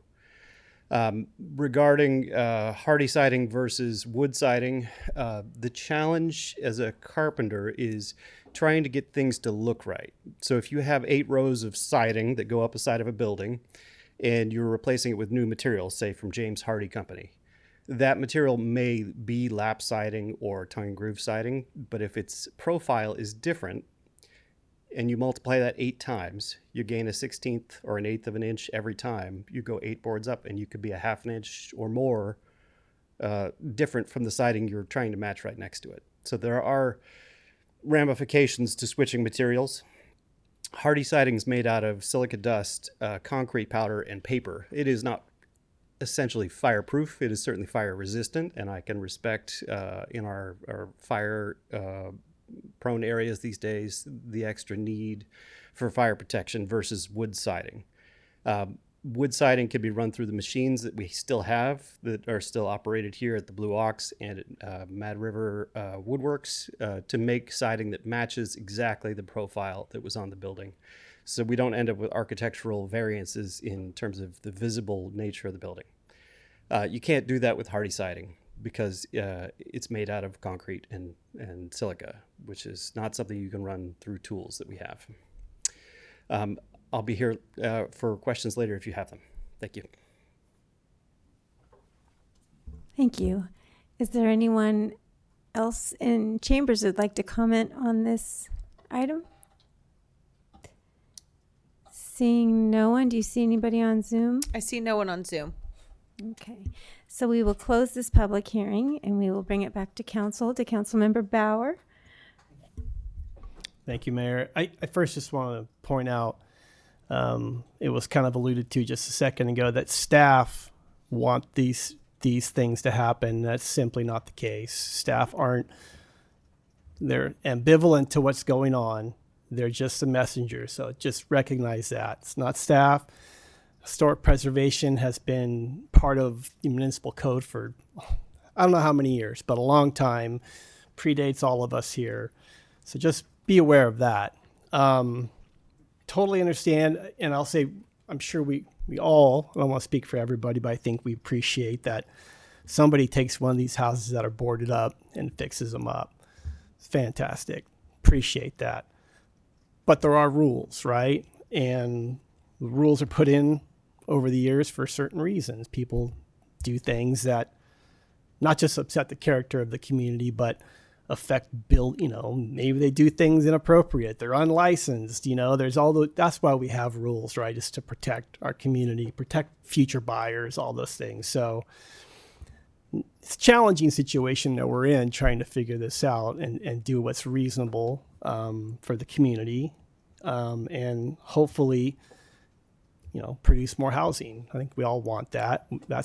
We're a pro-housing community, but it is a challenging situation that I just want to point out, though, that first and foremost, staff are just here to state the facts, and it's up to us to decide on a proper course of action.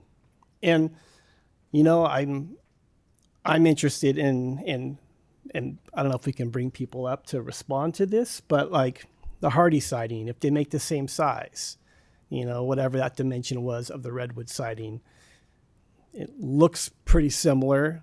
Right now it doesn't, I'm just curious if that's something that is possible. And I'm also curious to get your opinions on, do all 8 windows need to come back? I think there's probably a recognition that some do, but I'm curious to your thoughts, and I'm open to suggestions. And my mistake before. My error. Before we move forward, I would like to have a motion and a second on the table, and then we can discuss further. Yeah, Mayor. Yes. I have a question because we haven't done this before, but Okay, but can we make a motion first? it's about that. Go ahead. It's a procedural question. Go ahead. I think the way that we just held our hearing, we did something in oversight that both Councilmember Bauer and I are kind of struggling with, and that is we didn't actually get to talk to the owner. We realized and started wanting to ask questions, and we had already closed the hearing. Are we able to reopen the hearing so that we can ask them some questions? So we closed the public comment portion of the hearing, but yes, we can ask questions of both the owner and the Historic Preservation Commission as well as staff. Yeah, I don't know if is that already okay, or do I need to? No, that's totally okay. Okay. But first we need a motion and a second, and then we can have that discussion.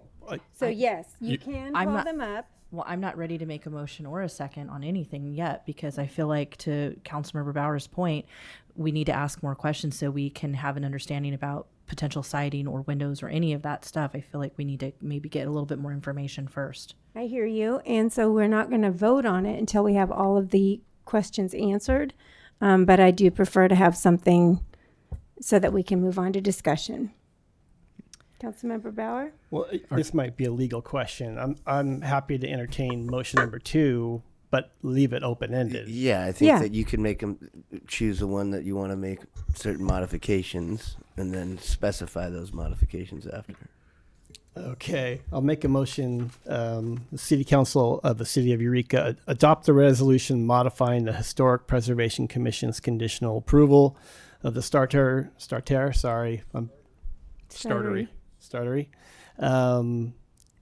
residential rehabilitation and facade alterations at 1627 Pine Street by retaining conditions A, B, and E, and modifying conditions C and D as to follow soon. Second. Great. So we have a motion and a second. Who's first on asking questions? Did you? Councilmember Contreras-Deloche, go ahead. Okay. Well, I just wanted to be courteous because Councilmember Bauer looked like he was jumping out of his seat a few minutes ago. So, okay. So who would you like to call up first? Good question. I think maybe the owner, if you would, sir. Startery? Okay. Yeah, it's spelled weird. Am I getting it right though now? You nailed it. Yeah. Okay. All right. So the question about the windows really quick. The removal of the windows, is that because of changes that you made to the interior and you kind of needed more wall space, or was this kind of like a cost issue, or both? I mean, if you look at it, it's there was like significant structural problems with, having two sides of the building, of the back building just be window, and there was like almost nothing holding it up. So, for us, it was like the rain's coming in, it's winter, and let's just close this thing up. Like I said, there was, and yeah, like restoring that many. I mean, I thought there were wood windows at the preservation meeting. They said they were metal windows. I don't know, but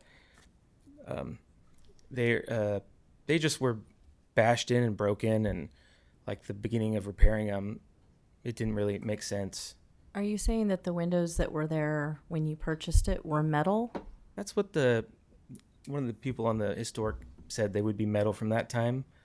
But did you have a comment? I can just clarify a little bit. There were a couple of openings that appeared to have the metal frames that were, the windows themselves were added, but the openings were still there. So at some point in recent history that we don't necessarily know about, we don't have permits or anything for it, but the wooden sash windows were replaced with the metal frame windows. That was the case for a couple of them, but there were 4 other windows that had the same projecting sill and wood frames. So okay, there was a mix of both. Some of the 8 that we're talking about were metal windows, or the old aluminum windows. Is that what we're talking about? The aluminum windows for the windows themselves, but the openings and the trim and stuff were still they there, still and the historic aspect of it. What was the condition of the, I'm curious, looking at the picture, it looked pretty rough. And I know that, I'm curious what the condition of the wood was. And whether or not that was something that you had photographs of or things like that? Just pretty much those ones. It was all pretty bad. And I don't even know how to begin to like repair parts of wood siding. in that way. But, you know, like I said, at the time, it was our understanding that if we kept with a horizontal, you know, siding, that would be considered like for like. And that was, you know, and then we only had the permit for 200 square feet, but as we went on, it just needed more and more. So we ended up being, you know, 600, and that's definitely a big mistake on our part, and we should have like called and, you know, made that change. But yeah, I mean, we were just trying to do it. You know, it's all financial decisions, really. It's just, and time, you know, like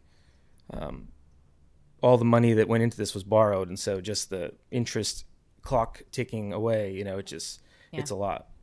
So when you came in, you got your like for like permit. You're saying that was the one that was for 200 feet, but you ended up at 600. Yeah. That was the like for like one. Yeah. Did they explain to you in a way that you understood that? It was all through a contractor. I gotcha. Okay. But that was the way it was explained to me, is that would be okay, that it had gotten a verbal approval, that person no longer works here. And so there's no like written evidence that it says that we could do Hardy anywhere. But that was my understanding. But I'm willing to deal with what needs to be dealt with. I have another question, but I'm not sure if it's for him. Do you want me to pause and let other people? Would you be willing? Yeah. Sure, of course. Thank you. Councilmember Fernandez? So again, the intent here isn't to be adversarial. It's just trying to help make the decision that we're here to do. And so when we're talking about the windows and you're talking about, you know, the detriment, the condition that they were in, it's like, do you have evidence? Do you have photographs, you know, anything, written documentation that talks about the poor conditions of those particular windows that you had? Just boarded over? Just photos of, you know, they're all covered in plywood by the city, I believe. Mm-hmm. So, you know, to get into the house the first time, we had to climb through. We had to take the plywood off and climb through one of the windows because it was the only way in. But, and there was like people living in there, and there was, you know, doors of cars, and there was all sorts of crazy stuff in there. Right, but when you were talking about how they were bashed in, are you talking about the framing as well? You know, not just the glass itself, but the metallic framing or any of the... I mean, there's on the very back mm-hmm. southeast corner, you know, basically two sides of that are just huge windows. So, and I think it was probably just like 3 big panes of glass with 2 strips of wood in the middle, and that was just all gone. It was just held up by random sheets of wood. And so that was more of a structural thing. You know, there's a story above it, and there's like nothing holding it up. So we just put in framing members, and, you know, it's like we're siding. Oh, there's a hole. Let's keep siding.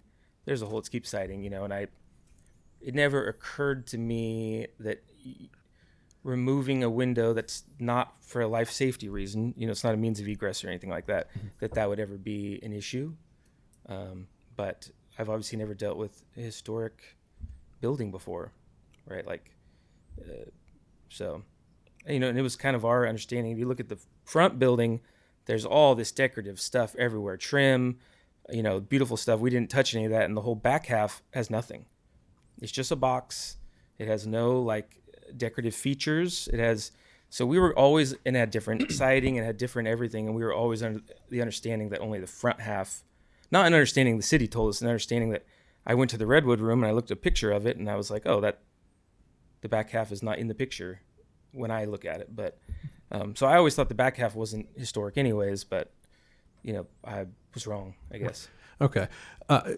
So when we're talking about the windows and looking at that back half, you know, can you, let's see, I think you said that there were about maybe 8-ish windows, some there on the back half. And then, so where are the other ones located? They're on the side? But all on the back, you know. So yeah, the 2 sides in the very back of the very back part. I don't know if you have a picture of it, but it's... Yeah, sorry, I'm just trying to remember that and what it looked like, so... The alcove. Yeah. So there were on the... Sorry. Do what? Sorry. I just pull up the whole thing. There it is. Oh, there we go.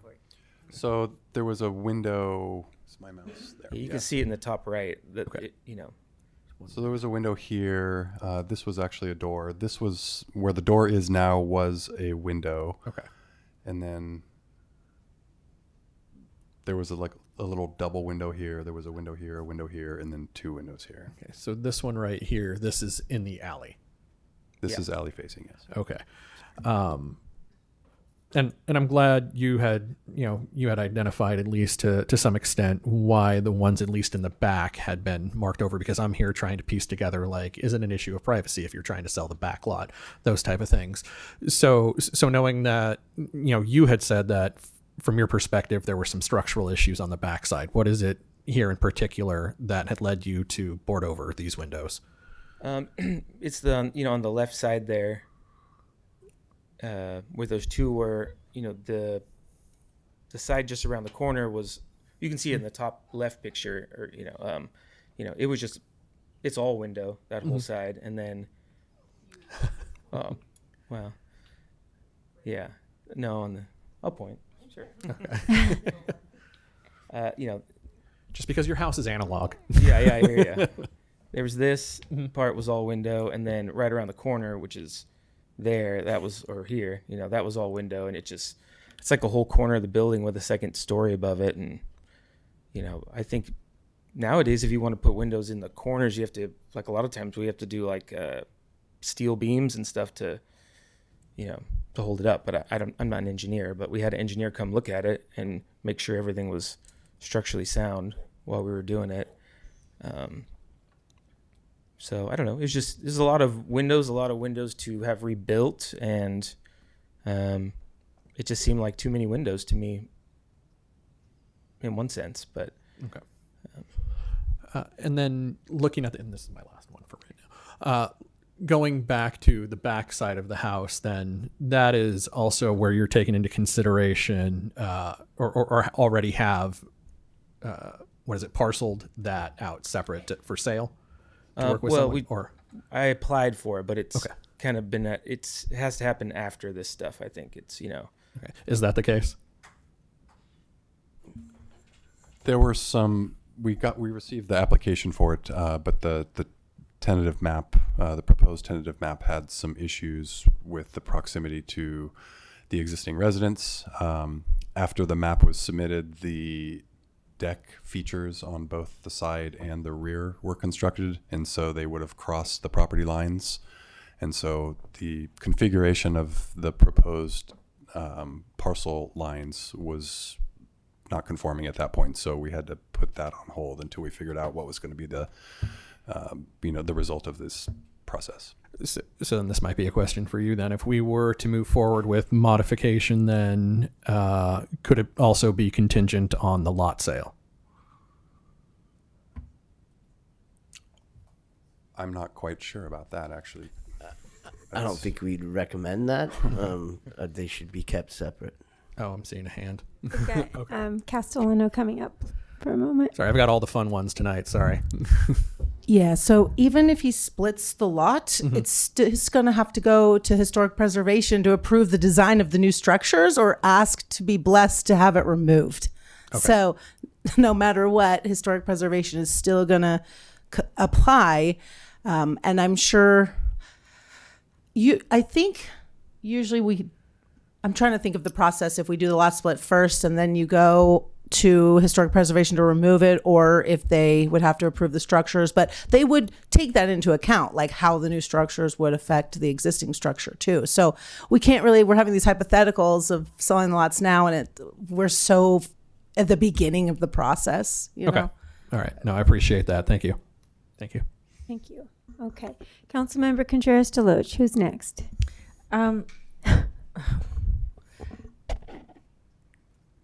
Okay.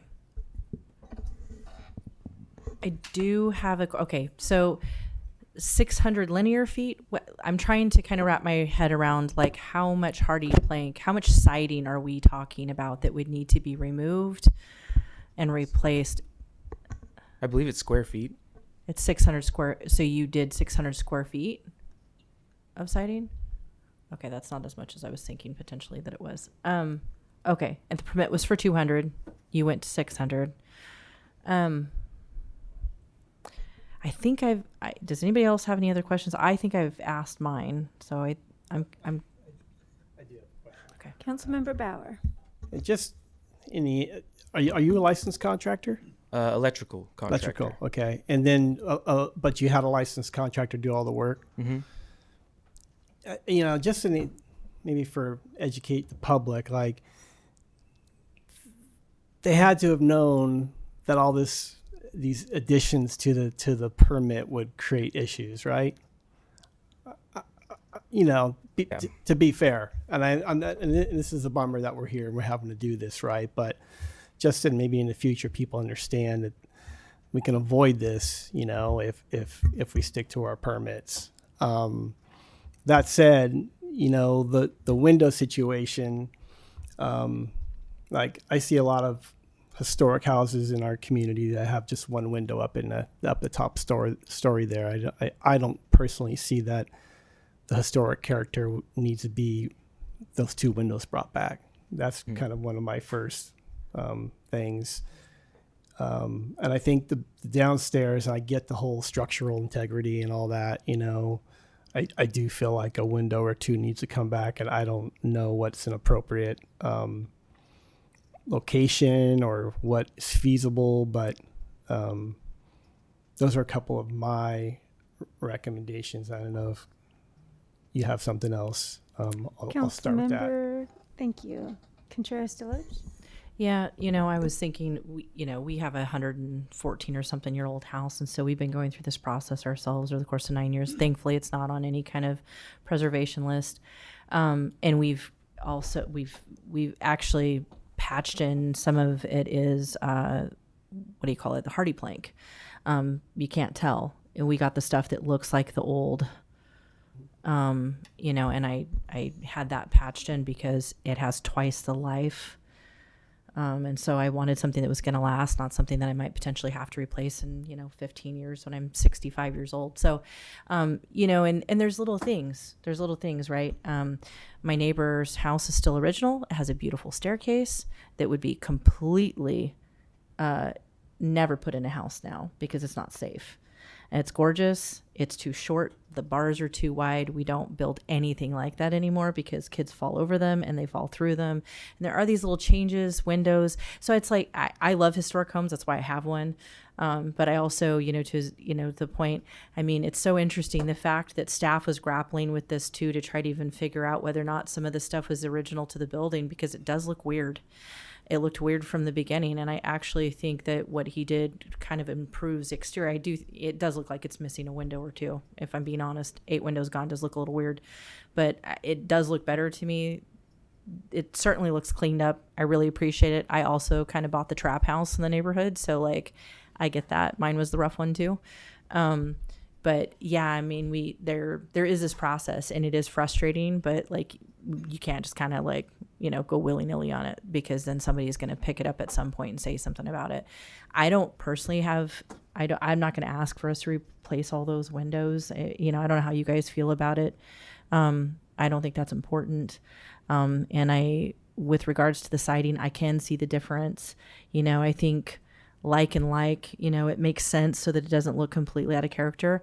I still have siding on mine that's out of character. We didn't put it there. We might get to it at some point. It's not a big rush for us right now, but I relate to that. We actually have that exact wrong siding on our house, and it does look a little out of place. So,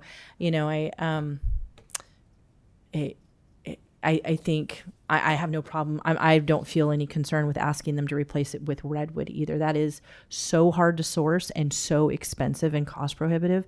But I think, asking them to make sure that this looks alike, had they gone through that proper process, I think that would have been picked up on early. Thank you. Councilmember Fernandez? Yeah, thank you.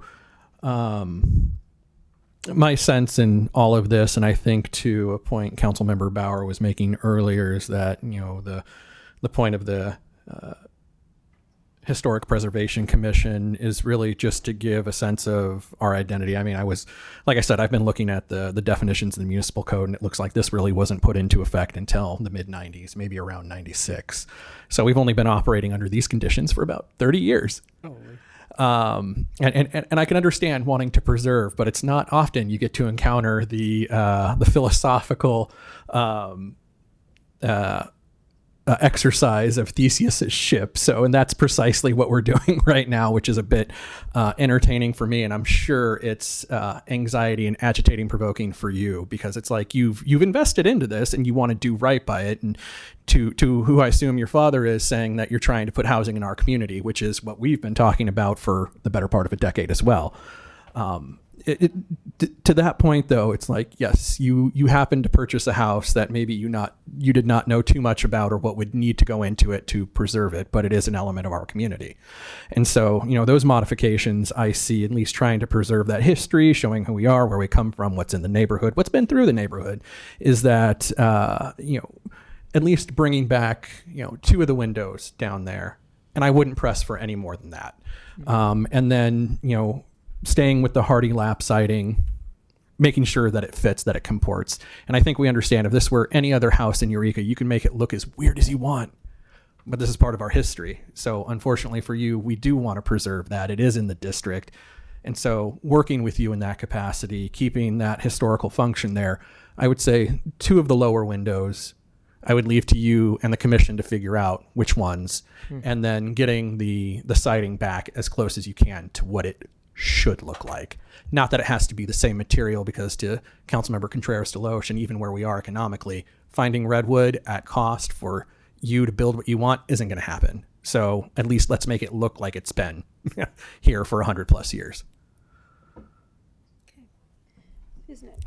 Councilmember Bauer? I would accept those modifications. So condition C would require removal and replacement with siding that matches what do we call that? Profile. The profile. And then condition D is to reestablish 2 windows on that bottom back floor, location to the discretion of the owner, or I don't know if it needs to go back to the Historic Preservation Commission. I don't know either, so I was just trying to work with that. Could it go back to the owner, or? The preference would be to return this to HPC, to the commission, but the owner would need to submit a plan for them to review and authorize in terms of the location and size of the windows and so forth. I could work with that. Does that work? Up. Please. Come on up. Chris, help correct me if I'm wrong. Which condition is the one that we asked him to go back to HPC? That was condition E. Okay. So then I would want to also modify condition E to require the applicant to apply for a modification and pay for the modification to go back to the HPC to get the location of the windows approved, and then order him also to include any other changes that he needs to make for the building code, all at once, so we don't have to keep coming back for modifications. So modify condition E, requiring him to go apply for a modification to this permit in order to pick the 2 windows. So moved. Yeah. I'm just kidding. No. Yeah. But yeah, that would be our modifications. My only question to that then is, what are the permit fees for that, or the modification fees? I think it's 75% of a permit fee, and I believe the permit fee is about $1,100. It's over $1,000. So it'll cost them under $1,000 to apply. Okay. Yeah. Okay. Is there any? And that goes to cover noticing and staff time and stuff like that. So. Right. The permit fees are supposed to, Cost recovery. Yeah. Normally the fees are waived. If you come to the commission ahead of time to get approval, you don't have to pay the fee. So a lot of people get this work. It's totally covered. The council has already waived the fee for people that come before they do the work. Okay. Understood. Thank you. Thank you. So we have a motion on the table. We have a second. Sounds like there's modifications that need to happen. Is there any further commentary that you need to have, or do you want to just go ahead? Are we clear on the modifications? Can I get some clarification on ripping off the siding off of this house? Because that sounds like I couldn't afford to do that, ever. I mean, even when this was going on, like removing all this siding and trim and then redoing it all. with something that's almost exactly the same. Just financially, I don't know how to do that. I don't know if it would be a Mills Act thing, but I don't know. So my understanding is that the side profile, if you will, would be allowed to be either redwood or the plank that you used prior, the less expensive but more resilient. But it would need to be exact. It would need to, the profile would have to match, and clearly, Is it not? no, it No. doesn't. Currently doesn't. Can I see a match. picture of it? So is What's that the difference between 12 inches and 6 inches? Can you Was it take us not, back Chris? to that picture where it compares the two? There's another one that compare that one. so you can see on this side over here?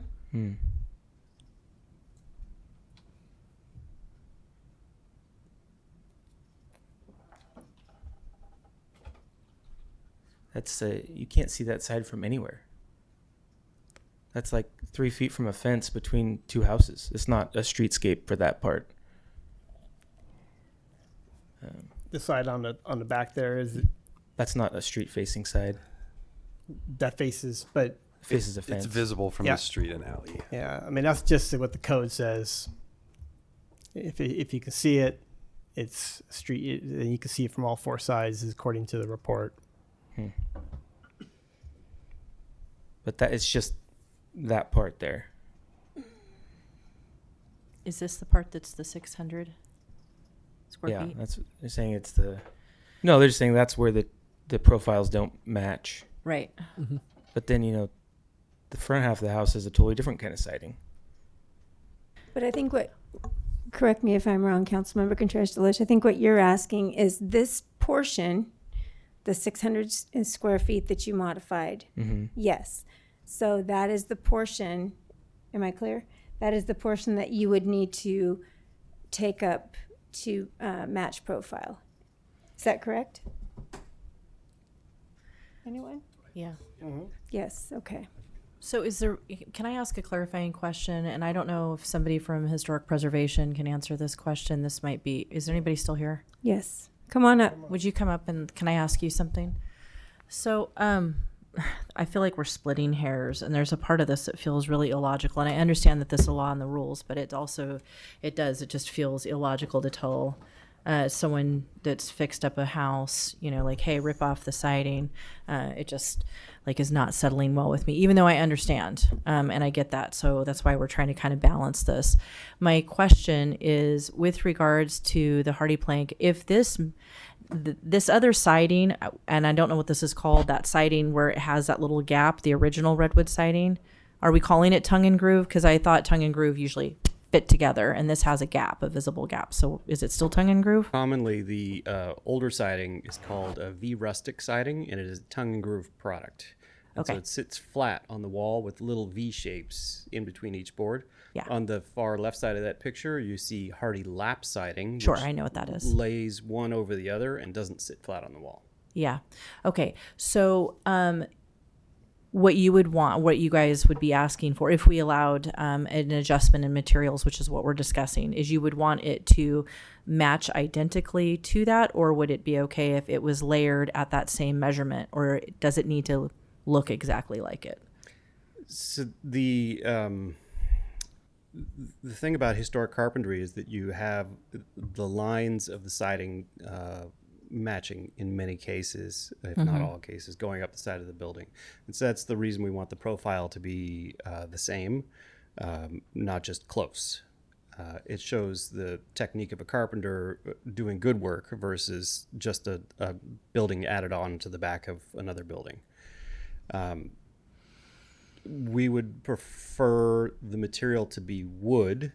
I agree, redwood's hard to come by, and good quality redwood is almost impossible to come by these days that has the characteristics of the original redwood siding. Sure.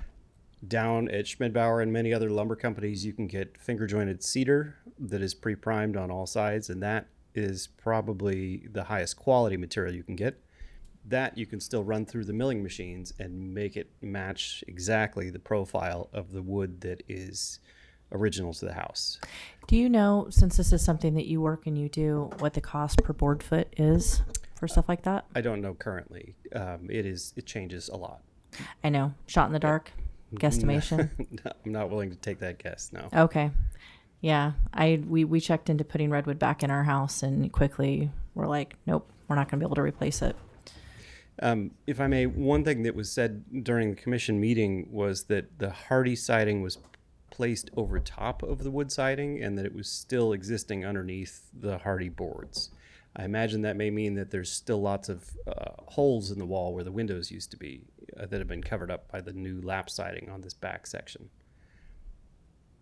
Thank you. Yeah, before you go, real quick, has the commission ever allowed something like this to be retained? I can't speak for the entirety of the commission. I've only been on the commission for 4 or so years at this point. Okay. But you don't recall anything? Not that I can recall in the last 4 years now. Okay. Thank you. Sure.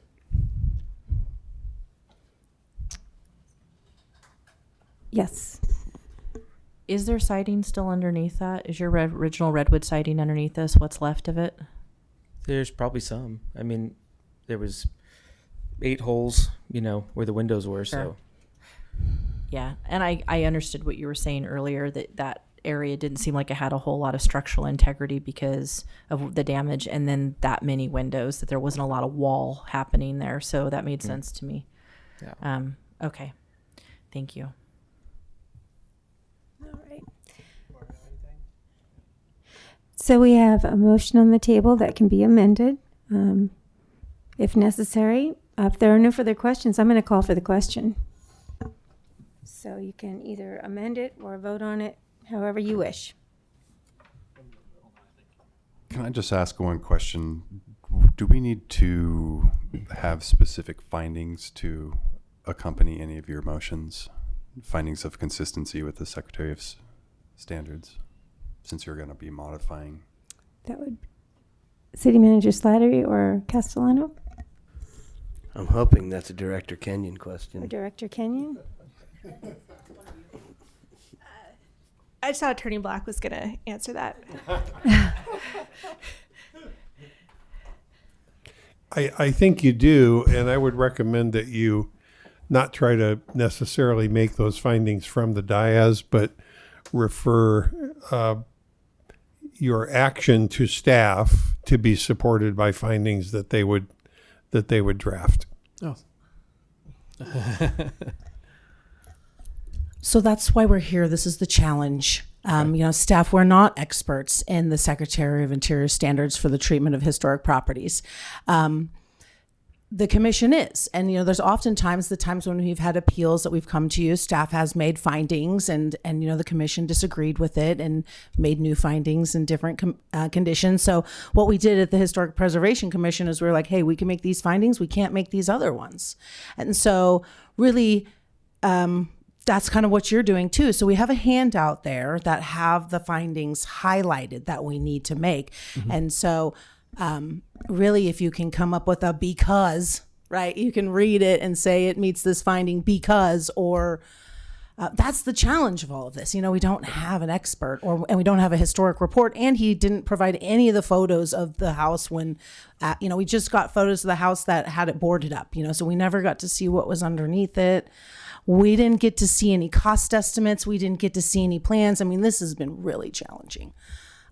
But I don't know if we could make the findings. That's why we're here. Okay. And that's why the commission did what they did.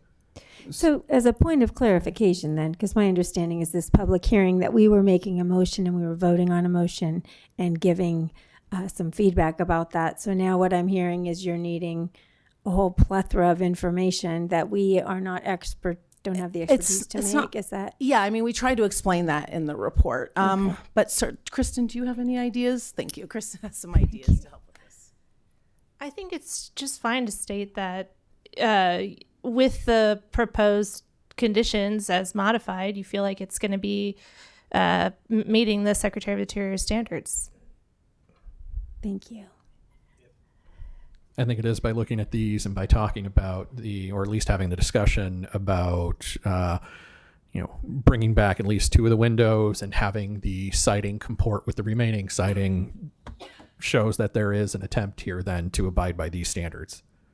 So would we show that, just a point of clarification of order, do we show that when we make the motion? Do we attach that to the motion, or can you I think clarify? that what Director Kenyon is saying and what Councilmember Fernandez reiterated is that based on what he had just said, that's our finding, that we feel that it comports. And what I'm asking you, is that attached to the motion, or is that something that we do separately? I think that Senior Planner Low Hefner is asking that that's attached to the motion. Thank you. Okay. There you go. Would you reread the motion, please?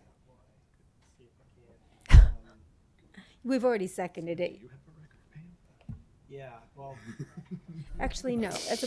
You don't need to reread it, right, Pam? You've already got it. Yes. Yes. You want me to go So, through it?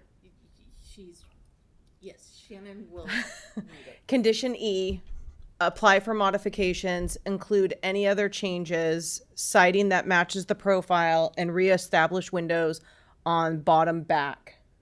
Reestablished. 2 windows. Anything else? Did I miss anything? I guess maybe just. And this action includes the council's verbal findings that the project as modified is consistent with the Secretary of Interior standards for rehabilitation and is categorically exempt from CEQA pursuant to CEQA guidelines 15.3.31. I think that's what we're getting at, right? And then we're good? Okay. okay. So we have a motion and a second. Please vote. Actually, do you agree with those findings? I'm Yeah. sorry. Yes. Yes. Please vote. Councilmember Moulton absent. Councilmember Castellano recused. Absent. 3 yes votes. Motion carries. And so now we will take a break, probably 6 or 7 minutes.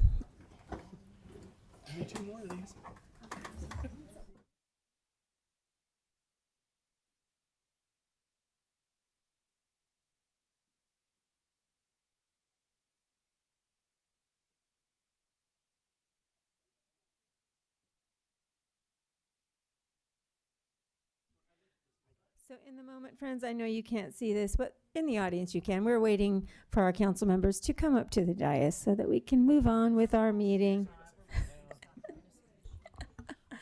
All right. So we will reopen the city council meeting with our next public hearing, which is, I just put my paper aside. It's here. Thank you. The annual rate review for service rate adjustment for solid waste collection. Hi. Welcome. I'm so prepared. Look how quick you are. Thank you. All right. Good evening, Mayor and Council. My name is Robin Prasker, Environmental Project Manager. And tonight before you is the annual rate review for Recology. And this is a continuation of the public hearing from our previous council meeting. And our goal is to make this process as transparent and informative as possible to ensure council and the public understands the process that results in this recommended increase tonight. Now, to start, we've provided a customer breakdown by service level. As you can see, 32-gallon is the most common size service, and this is why you often see this service level used in examples throughout the presentation.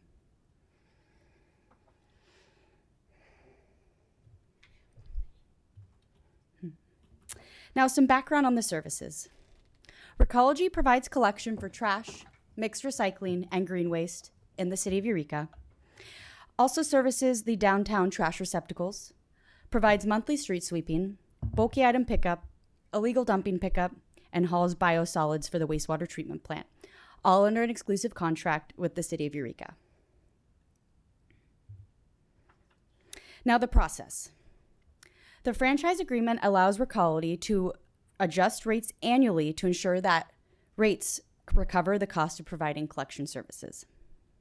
Each year, Recology prepares a revenue requirement analysis using actual costs from the previous year along with projected costs for the upcoming year.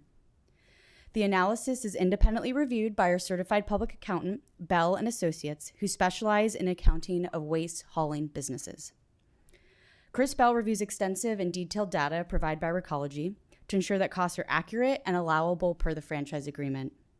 Staff would not bring this recommendation forward had the cost not been found to be accurate and within the terms of the contract. The city is only entitled to reject the rate should a cost be found to be inaccurate or not within the terms of the franchise. Our third-party review and staff-level analysis has found that is not the case, and that is why we're recommending approval of the rate increase. Should council reject this rate increase, Recology would be entitled to invoking the dispute clause in the contract.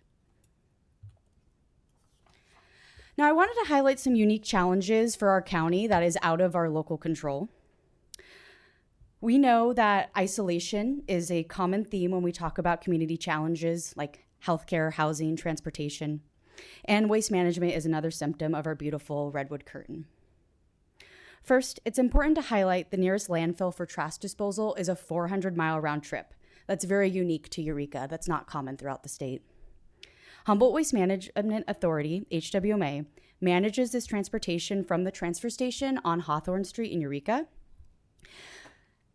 This means transportation is just more expensive for us due to distance, and gas prices are not helping. We know gas prices are skyrocketing, and Eureka is reported to be the highest in the nation and even in the state. ABC News just reported on this on June 30th of this year. Insurance. Recology has seen a major increase in commercial truck insurance as well. What do all these have in common? We cannot control them. Long transportation to a landfill is just the nature of geography. Rising gas prices cannot be changed by anyone in this room, I wish. And Recology cannot control the insurance market. To further paint the picture of our isolation from waste management resources statewide, we have this map from CalRecycle, and it demonstrates all permitted waste facilities in the state. These dots range from transfer stations to landfills to recycling to composting facilities. But what is most important is to see how far away we are from many of the green dots in the state. In Humboldt, our few green dots represent transfer stations where the public or hauling trucks dump the waste, which still gets transported after that. We also have a dot that represents the West Green Green Waste Facility, which has very low capacity. And then we have the Recology Recycling Facility in Samoa, which still requires transportation after the recycling is ready for sale. Paper and recycling often go up to Springfield, Oregon to be made into new products, 300 miles. And the rest goes to the Port of Oakland to be shipped out, another 300 miles. It's also worth noting for those with a sharp eye that there's a couple other areas of the map that have low dots, and they also have extremely low populations, not even comparable to Humboldt County. And I can elaborate on that later if there's any concerns or questions about that. Rates. So comparing rates to other cities is difficult, isn't apples to apples, but I provided some more isolated cities and one larger city. And I think what matters here is that Eureka is not necessarily an outlier in these comparisons, but every single city's services are different, even if we're talking about other local cities. So some of the things that might make rates and services different are where and how far are they transporting their waste streams. You saw on that map that we did not win the luck of the dice with access to waste management facilities. Other folks might have some competition and might get to choose from a myriad of facilities. We don't have that luxury. What is the population served? Higher population, higher economy of scale. Do the services offer free bulky item pickup, 2 per resident per year? Eureka does. Do they offer street sweeping? How often? How many miles of street swept? Eureka does cover street sweeping. There's other unique services or terms in any given agreement. Do they cover public receptacle disposal? Eureka does. Do they bundle their rates? Do they offer curbside organics? Do they offer education and outreach? Are they unionized? Is the service area concentrated or spread out? Do they pick up illegally dumped items from the sidewalk and streets? And this list could go on and on. So I think it's valuable to look at other cities, but we also have to understand the shortcomings in those comparisons as well. Okay, so we're gonna get into the breakdown of the cost increases, and the first 3 are actually impacted by Humboldt Waste Management Authority. So after I introduce those 3 slides, the director of Humboldt Waste Management Authority will come up and explain their approval process, and then we will continue with the rest of the cost breakdown. Okay, So the first increase is due to the cost for solid waste disposal that Humboldt Waste Management Authority manages. The rate is increasing from just over $187 a ton to just over $193 a ton. This rate increase has been passed by the HWMA Board of Directors and is due to a reduction in backhauling and CPI adjustments. Remember how far that trash is going? That 200 miles back here, that truck could be empty if they don't find someone else who needs to transport something back here, so we can save costs.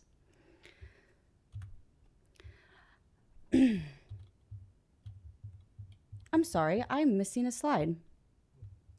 Well, this is the recycling processing slide. We are missing our solid waste slide. I apologize about that.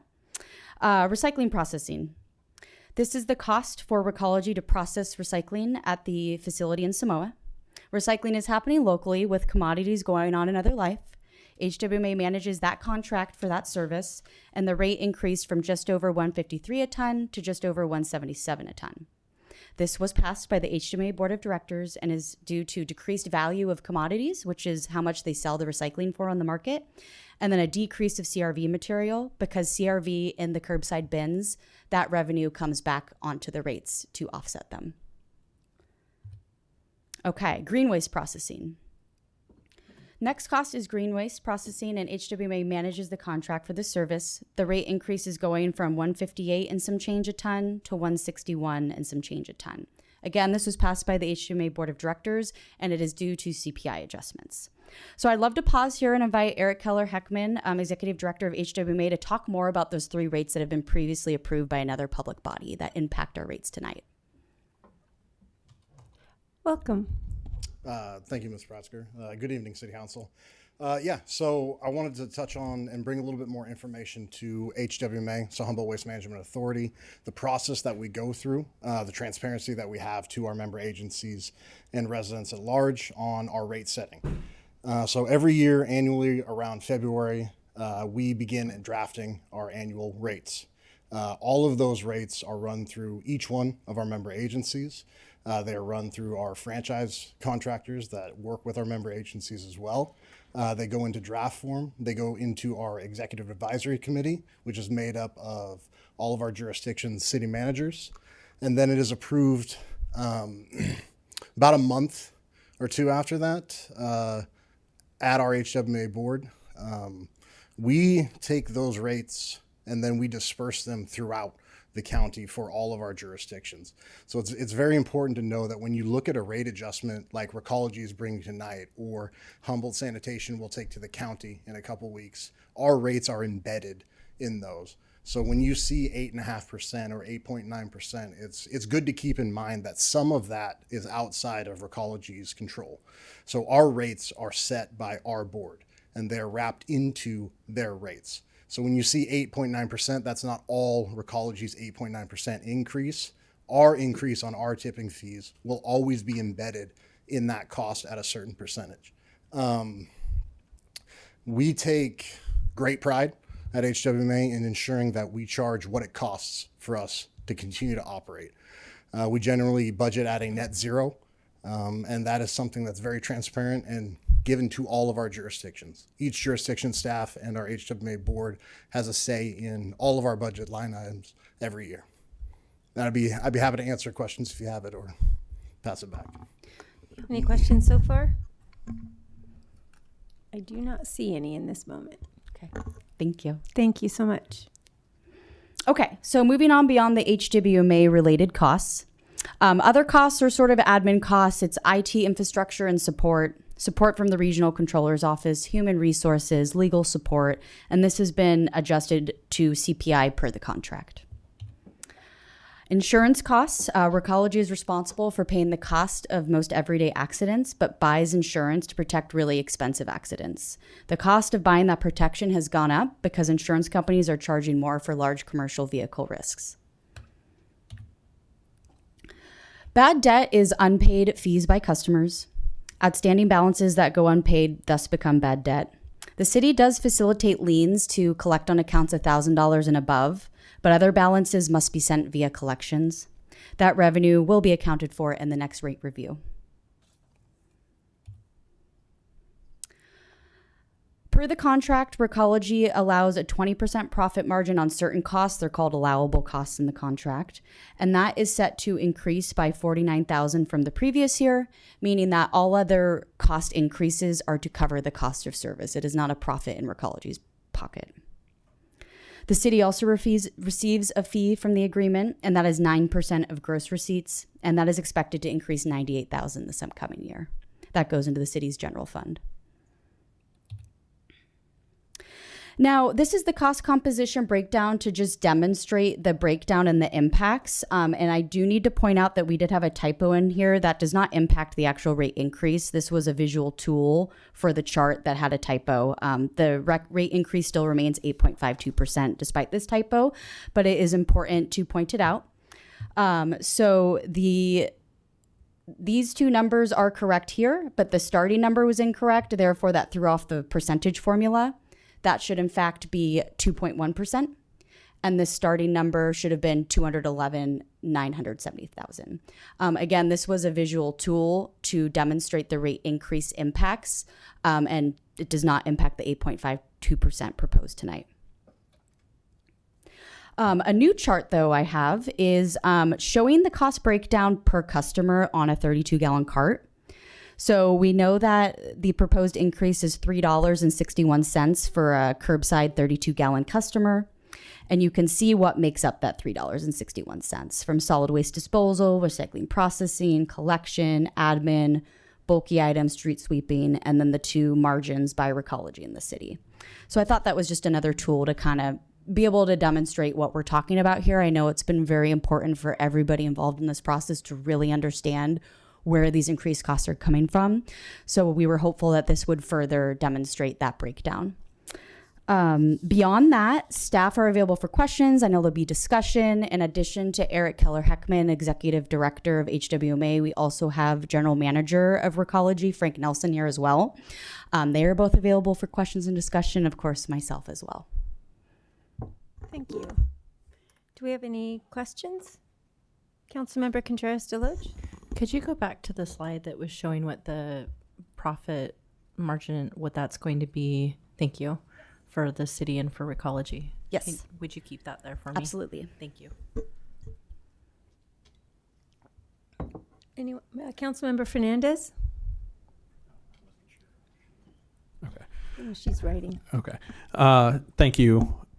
And I'll try not to belabor any points from the last meeting, but catching what's that? Oh, we're at questions now, right? Right. Yeah.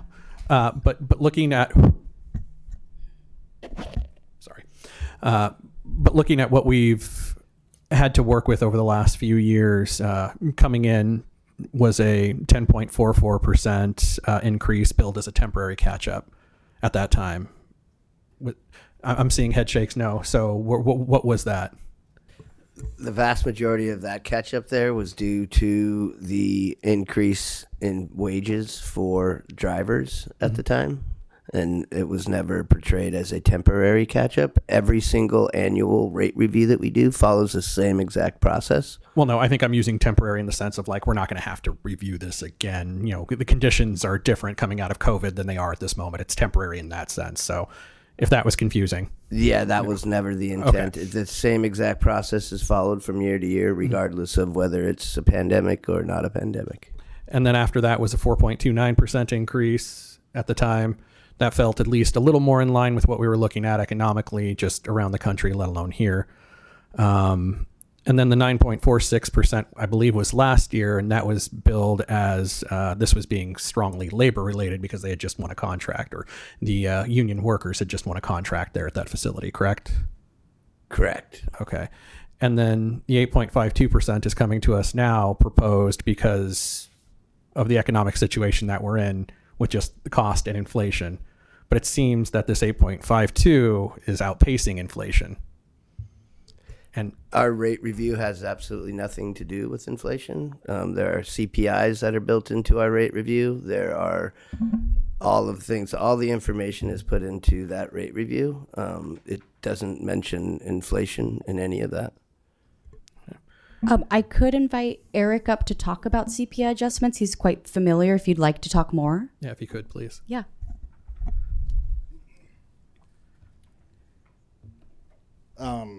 So when you talk about CPI or inflation, it's important to keep in mind what is being referenced.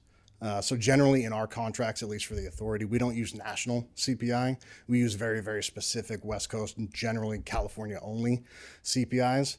But it's important to keep in mind that there are things, especially in the waste industry, especially with our geography, that track well outside of inflation or CPI. Fuel is a really good example of that. So to understand how there can be inflationary measures, obviously those are taken into account, but that doesn't mean that increasing costs for solid waste management is going to track directly with those inflationary costs, if that makes sense. No, it does. It's just, again, and looking at that 3.6, what was it, $3.61, again, yes, thank you. Okay, I got that number right. Again, it doesn't look like a huge impact, but I know this is talking about residential. This is talking about the 32-gallon rate. What are we looking at then from the commercial side of things for an increase? If we look at the agenda packet with the attachment for the service rates, it will show last year's service rate for every single service size and then the proposed new rate. There's so many different service sizes. It's like 3 pages. So we could look at any given one. We just choose 32-gallon as our kind of example service because it's the most commonly used service. So okay. Let's see. One of the other questions, what programs for seniors in low-income households does Recology have? I believe they do have one for seniors. Is there one for low-income households? we only have a senior rate right now. There is no low income rate, though we've seen that in other jurisdictions that will increase the rates for the folks not on that program, but it does exist in other regions. Right. I understand that because it's not my understanding is Recology couldn't charge different rates, and so it would have to come from somewhere. And so it sounds like it would be pushed to the people who could afford it that aren't on the low end of the economic scale, or a senior for that matter, correct? Yeah, right now our contract and rates allow for a senior rate. It's just a 20-gallon can. And should there ever be any contract revisions or new contracts, we could absolutely talk about any type of service rate that council may be interested in. And how frequently do these contract revisions occur? Well, currently the city is under contract with Recology through 2030, and we have been negotiating a new contract to add organic service. It's been 3 years in the making. It's extremely complex and difficult. Mm-hmm. So we hope to bring that to council sometime soon, but we will not bring it until it is absolutely perfect. We have throughout the years modified the contract for different things, whether it be for the receptacles in Old Town, whether it be for a myriad of programs. So bringing back something related to just a new rate for something would be relatively painless, other than figuring out how much it's going to be subsidized by the other ratepayers. Okay. And then I know this is something I've pushed for in other discussions, but in this sense, has there been any discussion with Recology? Would they be open to phasing this in, starting with half, approximately 4.26%, and then increasing that additional 4.26 in January? Is there any mechanism to do that? There isn't a mechanism, and it would be outside of our contractual obligation, and that would be something that Recology could consider. If that was to happen, they would have to make up for that rate, and I wouldn't think that it would be split in the middle. It would have to make up for the rate of that first half year. So if you did it at, let's say, 4.4 or 4.25%, that for 6 months, that latter 6 months would be more than that in order to be in compliance with the contractual agreement. Is that something we could potentially subsidize with our franchise fee, covering the other portion of it before we get to the full? That franchise fee increase in revenue is approximately 1%, so we wouldn't have the amount to cover that amount.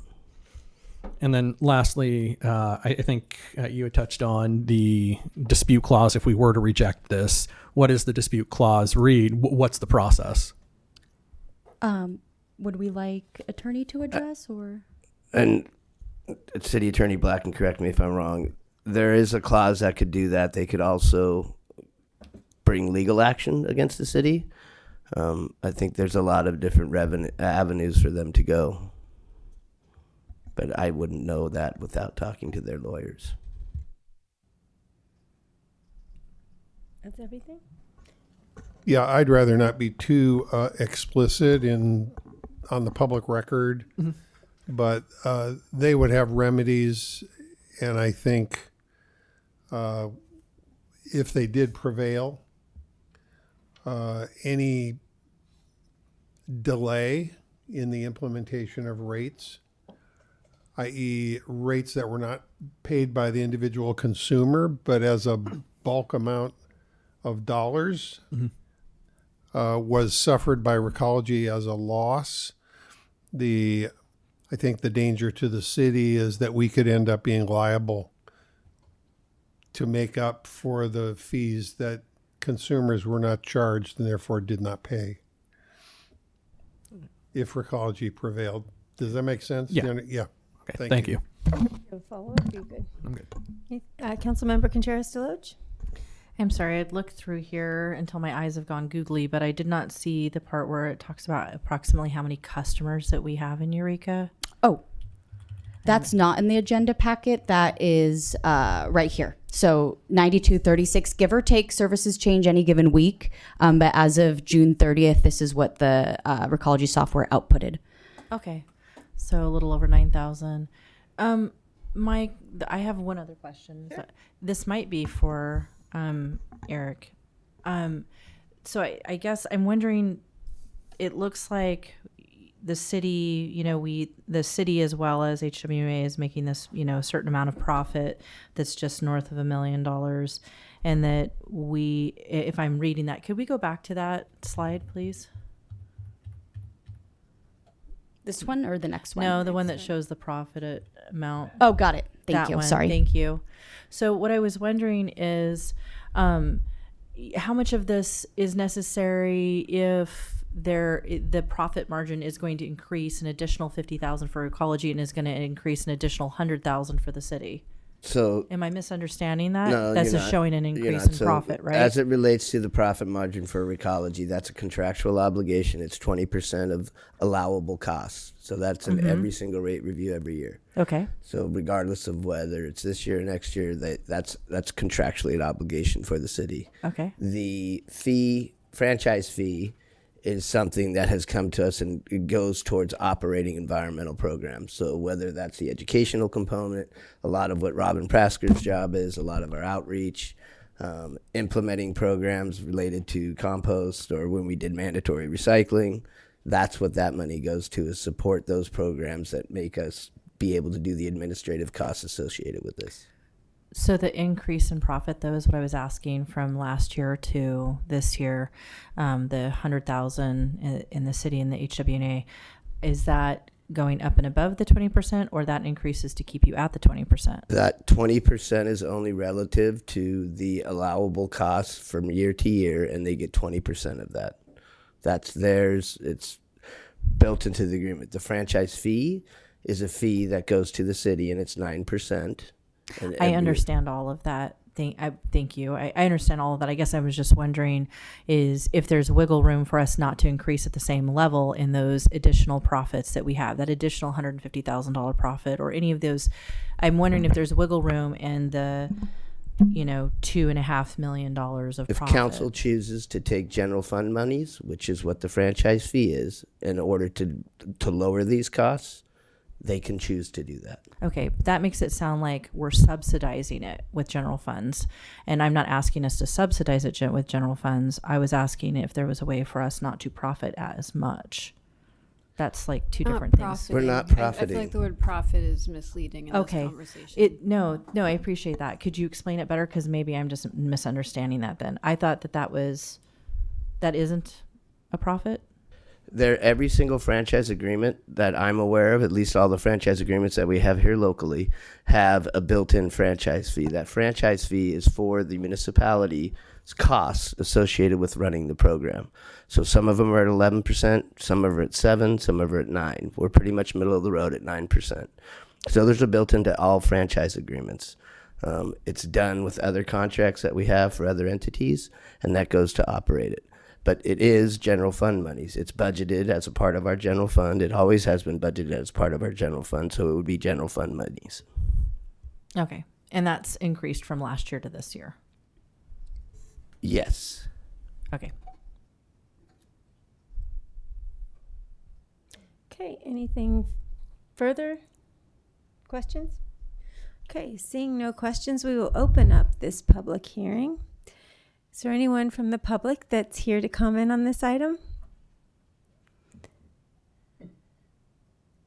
Seeing no one in chambers, do you see anybody on Zoom, Shannon? I see no one. So we will close the public hearing. We will bring it back to council for a motion second and then discussion. Councilmember Castellano. Okay. I move to adopt a resolution of the City Council approving a not to exceed increase of 8.52% in the rates for solid waste collection by Recology Humboldt County effective July 1st, 2026. Second. So we have a motion and a second. Councilmember Castellano? Just want to say, no one in this room wants to raise rates. This is not, why we're here. We care deeply, and I think the public, other members of council have seen that we've kind of done our best to keep things as affordable as possible for, the citizens of Eureka.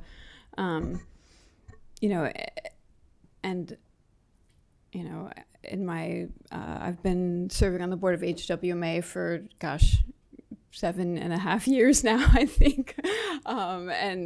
We've definitely, the board is very fiscally conscious. We've really worked hard to keep rates as low as possible. And I think Director Keller-Hugman really spoke to it, that the organization is doing as much as it can with the rates that it has, to provide, good services for people. This is, in my opinion, this is not the time to what we see before us is the process of a long series of negotiations, multiple agencies working together through concerted efforts. And this is not the time to kind of think about where can we save $3 a month for someone, the way where we can work to save $3 a month for someone is kind of thinking strategically over the next year for what we can do to support people. So I just want to say it is something that, will have an effect on folks, not, and I think we do find, the cost of milk has gone up a lot, right? And there's just different things that cost are probably $3 a month, geez, but I just want to urge other council members that we can do better through longer term planning than to create a really complicated legal process that's going to bog us down for the coming months. So just to say, I know it's a bitter pill, but I want to encourage folks to pass this so we can continue doing business and supporting waste collection in our county. Councilmember Bauer? No, I appreciate Councilmember Castellano framing it like that. And I look at things like, how is the value of recycled goods going down? What are we doing in society that these things that we throw in the trash that should be recycled are worthless or getting worth less in this day and age? It drives me crazy. And those are the things, the long-term strategic thinking, the legislation that needs to happen to remedy that. That leads to lower prices, is when the value of recycled goods increases, when we don't have to have as much trash to haul because we're recycling it, we're reusing it. So those kind of things are what we should be thinking about right now. And if we want to talk about contracts and changes, well, that's in 4 years. That's when things can be looked at and profit margins can be looked at. But yeah, I appreciate the bringing the pragmatism to the discussion, and I hope the future, nobody likes increased costs, and the discussion about fuel and the cartel that we face that's paying us exorbitant rates, is something that we need to look at as a community. How do we fix that? Because we've been getting abused by it for so long. But that's it. Thank you. Thank you. Any other comments? Councilmember Fernandez. Yeah, I'm not so much disputing the fact that things need to change in the future. It's just, and I don't know how else to put it at the moment, but the nickel and diming, especially over the last 4 years, especially going into the last 18 months, that's not to say that we can't plan better. It's just the onerous task of, I think it was pointed out, there's been an increase in dairy products. There's been an increase in travel. I think Councilmember Bauer, you had touched on earlier tonight, reducing the cost of, or folks needing to reduce energy bills, and not only for the climate, but just to survive. And that's a place where they can make those cuts. They can decrease travel. What they can't do is opt out of public health services like garbage and sanitation, unfortunately. So these are things that have to be paid for. It might be viewed as a blustery vote tonight for me, but it's just like, at what point then do we just say, like, it's gotten to the point where it's too damn much? $3.61 isn't a lot on the front end there, but what we're talking about in terms of the unknown is then what are the commercial rates, and how is that going to get passed on to people who are already having trouble affording milk, affording other groceries? Thank you. Councilmember Castellano. I hear you. I just want to say not passing this is going to cost way more money for taxpayers due to legal fees than passing it, from my perspective. And again, I think there's better ways to save people $3 a month. Okay. Anything further? Councilmember Contreras-Deloach. I think saying $3.60 a month is really minimizing, because it's 25% over the last 25 to 30% over the last 4 years. So that's different. And when people are on fixed incomes and they have $700 a month, then I do think 25 to 30% increases make a difference. It's not something people can opt out of. And I get what you're saying. I appreciate it. I appreciate what you said, and how you explained it. That was why I did what I did when it was brought in front of us last time, was so that it could come back for a bigger discussion. While I also said that I had an issue with it. But it just seems like all anybody ever does is just wring their hands and say, well, what can we do? Can't do anything. And we just keep raising the rates on everybody across the board on everything. And I just, I really feel for our community members. And I was thinking about this today. I don't think our role in response, it's everything that we do up here, if we got the city sued, is going to be passed on to our taxpayers. So we don't want to do that. That's part of what happened with our water rates. But it's, at the same time, it is deeply frustrating, because we're just there, then there's never any pushback on anything of any kind. And it feels like oftentimes we are protecting institutions and protecting other things, but we're not protecting the people in the community that have asked us to help them out. Councilmember Castellano. I just prickle at the statement that all we do is wring our hands and don't do anything to support citizens. I think that's a gross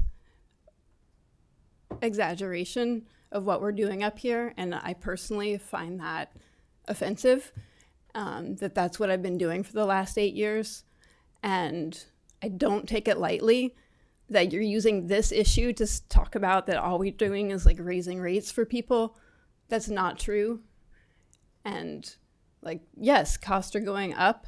Like, look at the global situation, look at the national situation, look at like systemic failures, but don't talk about that like we're sitting in here on council wringing our hands. Anything? Councilmember Contreras-Deloach. Well, I'm sorry if I offended you, Councilmember Castellano. Certainly isn't personally intended. But we do talk about it. We talk about how we really wish we didn't have to do it, and then we pass the rate increase. And that's what I'm speaking to, which is what we've continued to do. We do talk about that. We all feel kind of helpless about it, and then we just pass it along. So I feel like that's factual. It certainly isn't intended as an attack toward you and all the service that you do. Okay. Anything further? So with that, we're gonna vote.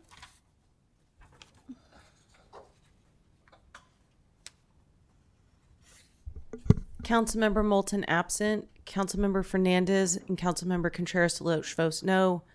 Councilmember Bauer and Castellano vote yes. It's to tie. It's a tie. So with that tie, Mayor Burgell, would you cast your vote? Yes, I will. So I just did want to say a few things. First of all, there was mentioned here tonight, there are senior programs. Is that correct? Yes. Secondly, this is a process that's been happening for 12 years. This is something that we have been doing, and I agree that can be changed as we negotiate down the line. The nickel and diming, I think, that's a societal thing. I don't think that, that council sits up here to nickel and dime people for every little thing. I don't think that that's the case. And I too, I realize that you have to pick up offense. I don't just get offended. And honestly, in the moment, I kind of picked it up. I kind of picked up the offense because, that's ridiculous. We do what we have to do to support our city and our citizens. And we've been doing it a long time. And the fact that in our society, gas prices have gone up, milk prices have gone up, movie ticket prices have gone up, coffee's gone up, everything's gone up, everything is going up. We don't have control over how much gas costs, how far we have to drive. That's a great opportunity to look at in the future. Let's look at finding new ways to move our trash so that we don't have to pay all those gas prices. That might be an option. There are other ways to look at this, but to say that council wrings our hands, that is really offensive and annoying. I mean, it's like we work really hard up here. We work really hard. We show up, we do the work. And to have that said by a council member is very upsetting. So with that, my vote is yes.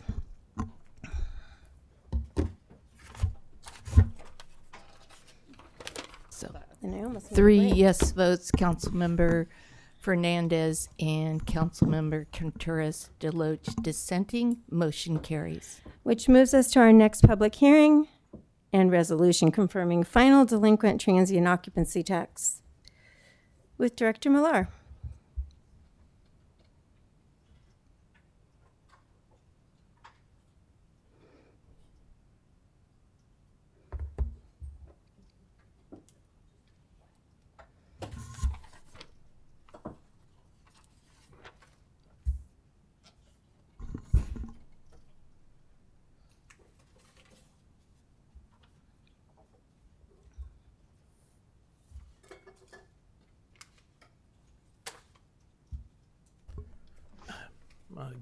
Good evening. Tonight's third public hearing is on the topic of delinquent and transient occupancy tax assessments. So some background. The city has been working on vacation dwelling unit enforcement activities since 2023. A program called Host Compliance provides the city with address identification and rental activity monitoring. This process involves finance, planning, building, code enforcement, and the city attorney's office. Non-compliant operators are notified multiple times through the mail. The city, anyone that responds to these notices is provided a payment plan and an opportunity to become compliant. And approximately $247,000 of back TOT taxes has been recovered since this effort has started. So this item is to essentially do the final process for people that have not cooperated with the city. Owners, operators on Exhibit A did not respond to noticing, or they stopped communicating with us, or they didn't respond within the time frame. The resolution will confirm assessments and will be submitted to the county recorder's office to be put on the property tax rolls. Here is the staff recommendation, and after we make We are going to pull one parcel off the list. It's the one that's on the very top. I'll read it into the mic just to be on public record. But parcel number 005-133-012-000 will not be part of this resolution that will be submitted to the county. We're currently working with this operator through alternative means. So the remaining list is what will go to the county.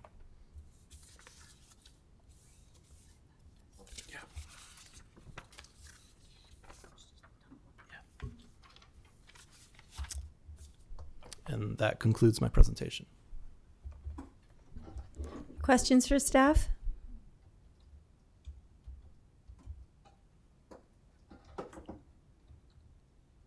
Seeing no questions, we will open this item or this public hearing. We will open this public hearing. Is there anyone in chambers who would like to comment on this item? Seeing no one. Not Pam. Shannon, do you see anybody on Zoom? I see no one on Zoom. Okay, so we will close the public hearing, bring it back to council for a motion a second. Councilmember Bauer? Councilmember Fernandez?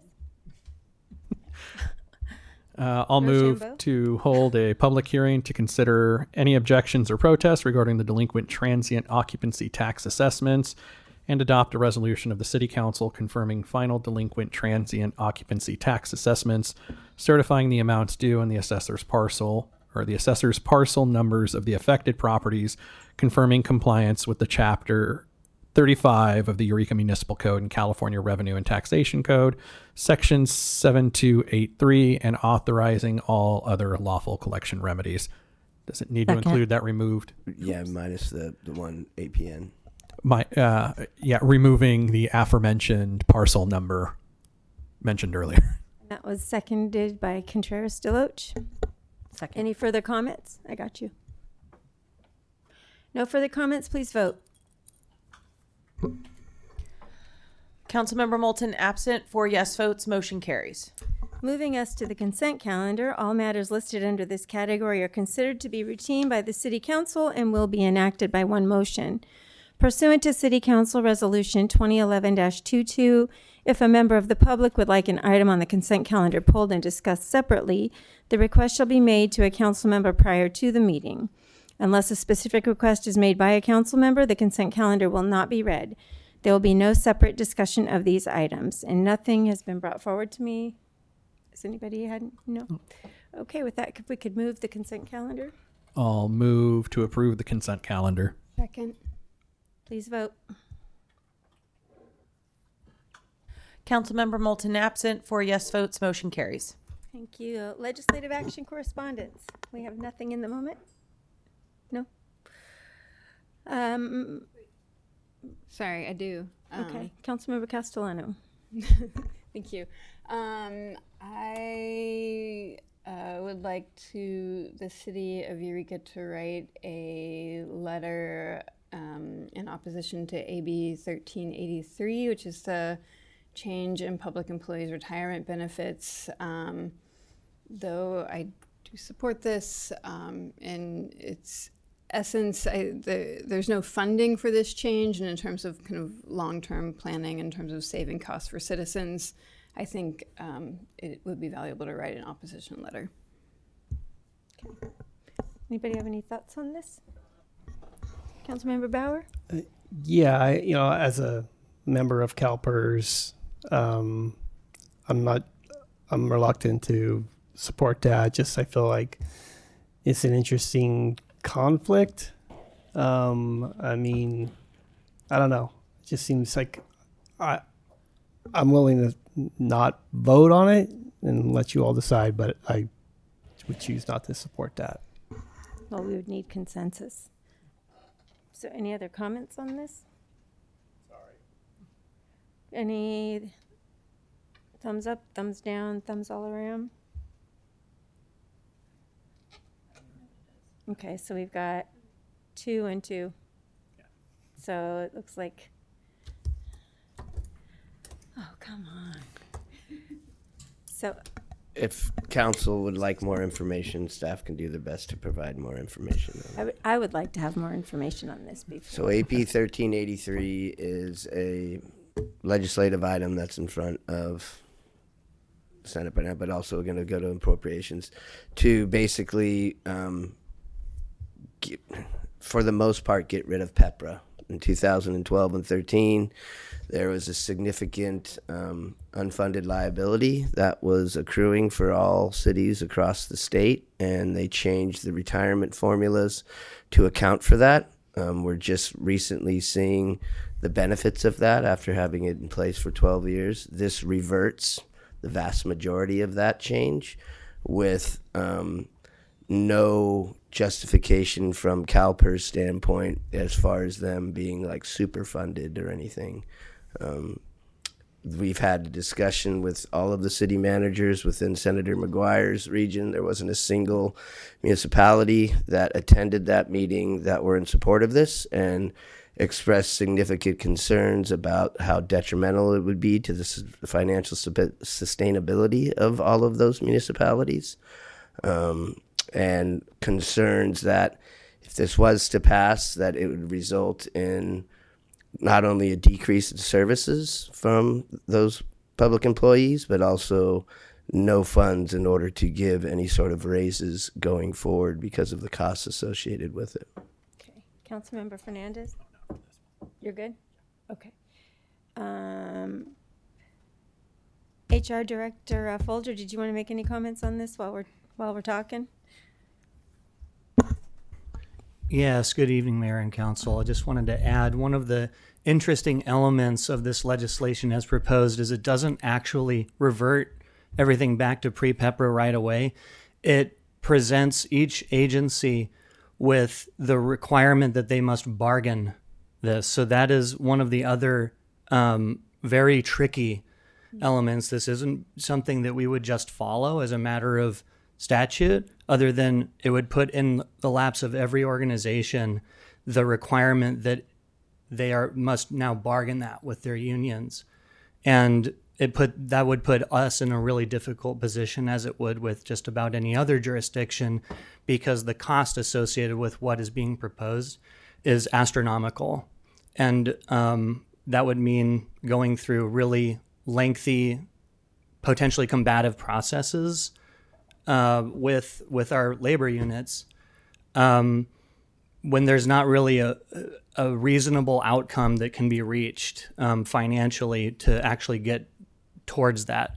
So I don't know what that looks like in practice, honestly, but it's an interesting backdrop to how this legislation is framed, where it doesn't really come with much teeth, and it puts additional onus on every jurisdiction that has bargaining units, and can potentially create a lot of disunity in already difficult economic times. So just a little bit of extra context to that one. And that was one of the concerns that was expressed by a lot of the municipalities was that a good portion of it has to do with public safety, and the have-nots and the haves would make a huge disparity, and our retention and recruitment abilities would be significantly hampered, more so than they already are in public safety. Okay. So, do I take consensus after that information, or do I just vote myself?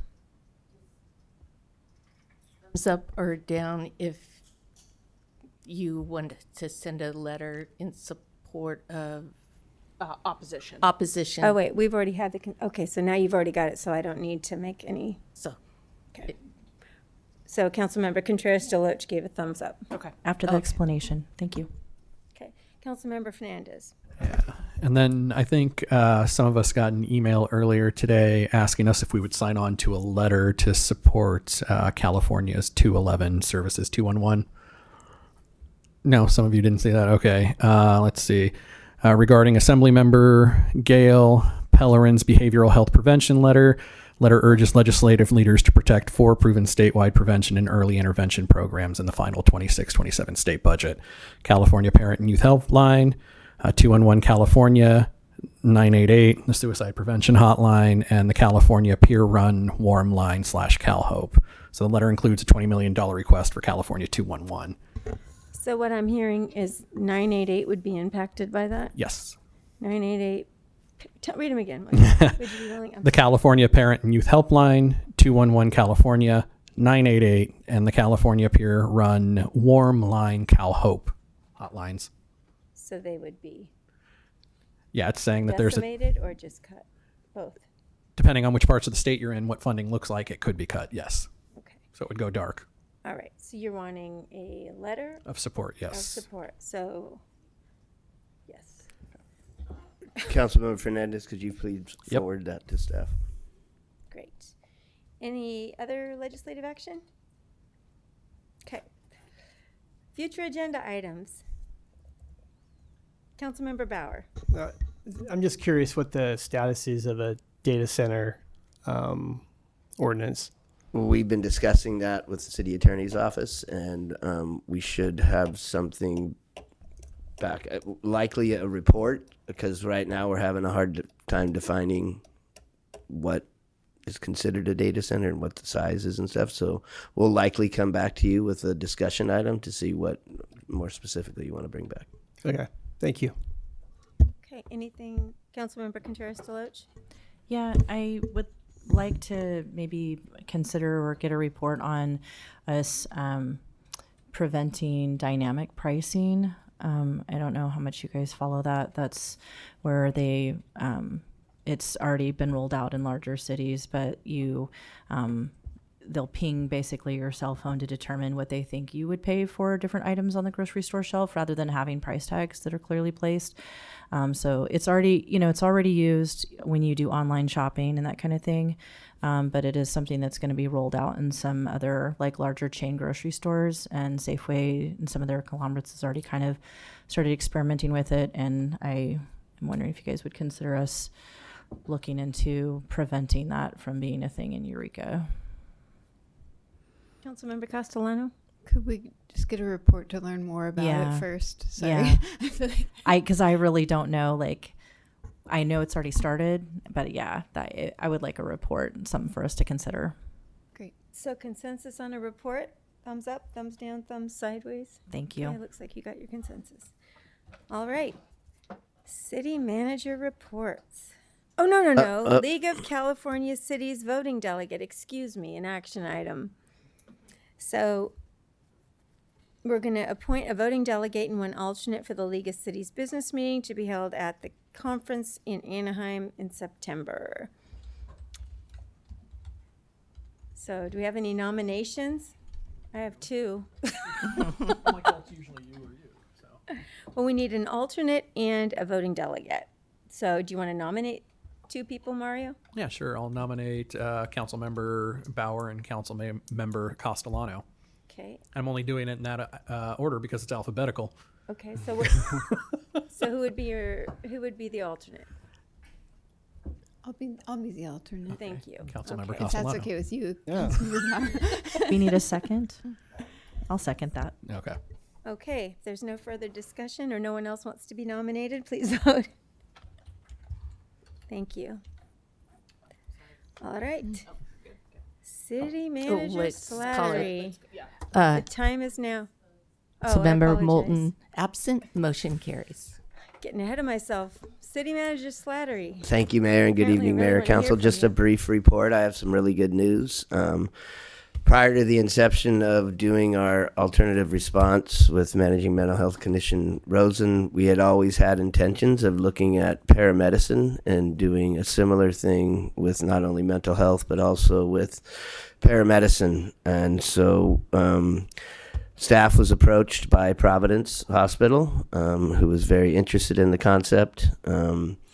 We did the research with the care team and did the research on what it would take and what it would look like, brought a report back to Providence. Providence just sent us a letter preliminarily donating or giving the city a minimum of $300,000 to start implementing a paramedicine program.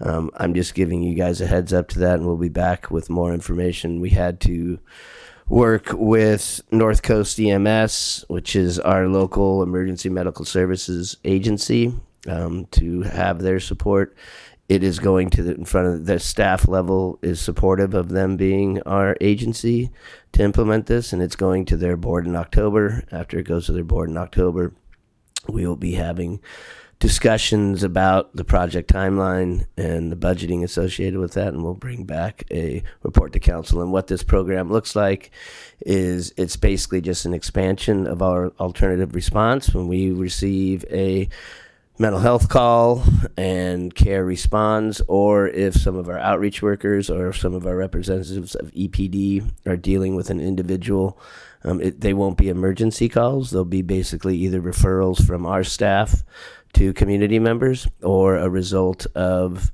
a mental health crisis response. The incentive for this from Providence's standpoint is it's a very proactive way to address some medical issues that could be with some of those people that we're dealing with, and that we can manage those preemptively as opposed to waiting for those things to get so bad that they end up in the emergency room. So we look forward to bringing that back to council to discuss. That's all I got. That is super exciting. Okay, any questions? Seeing none? Did you watch me do that?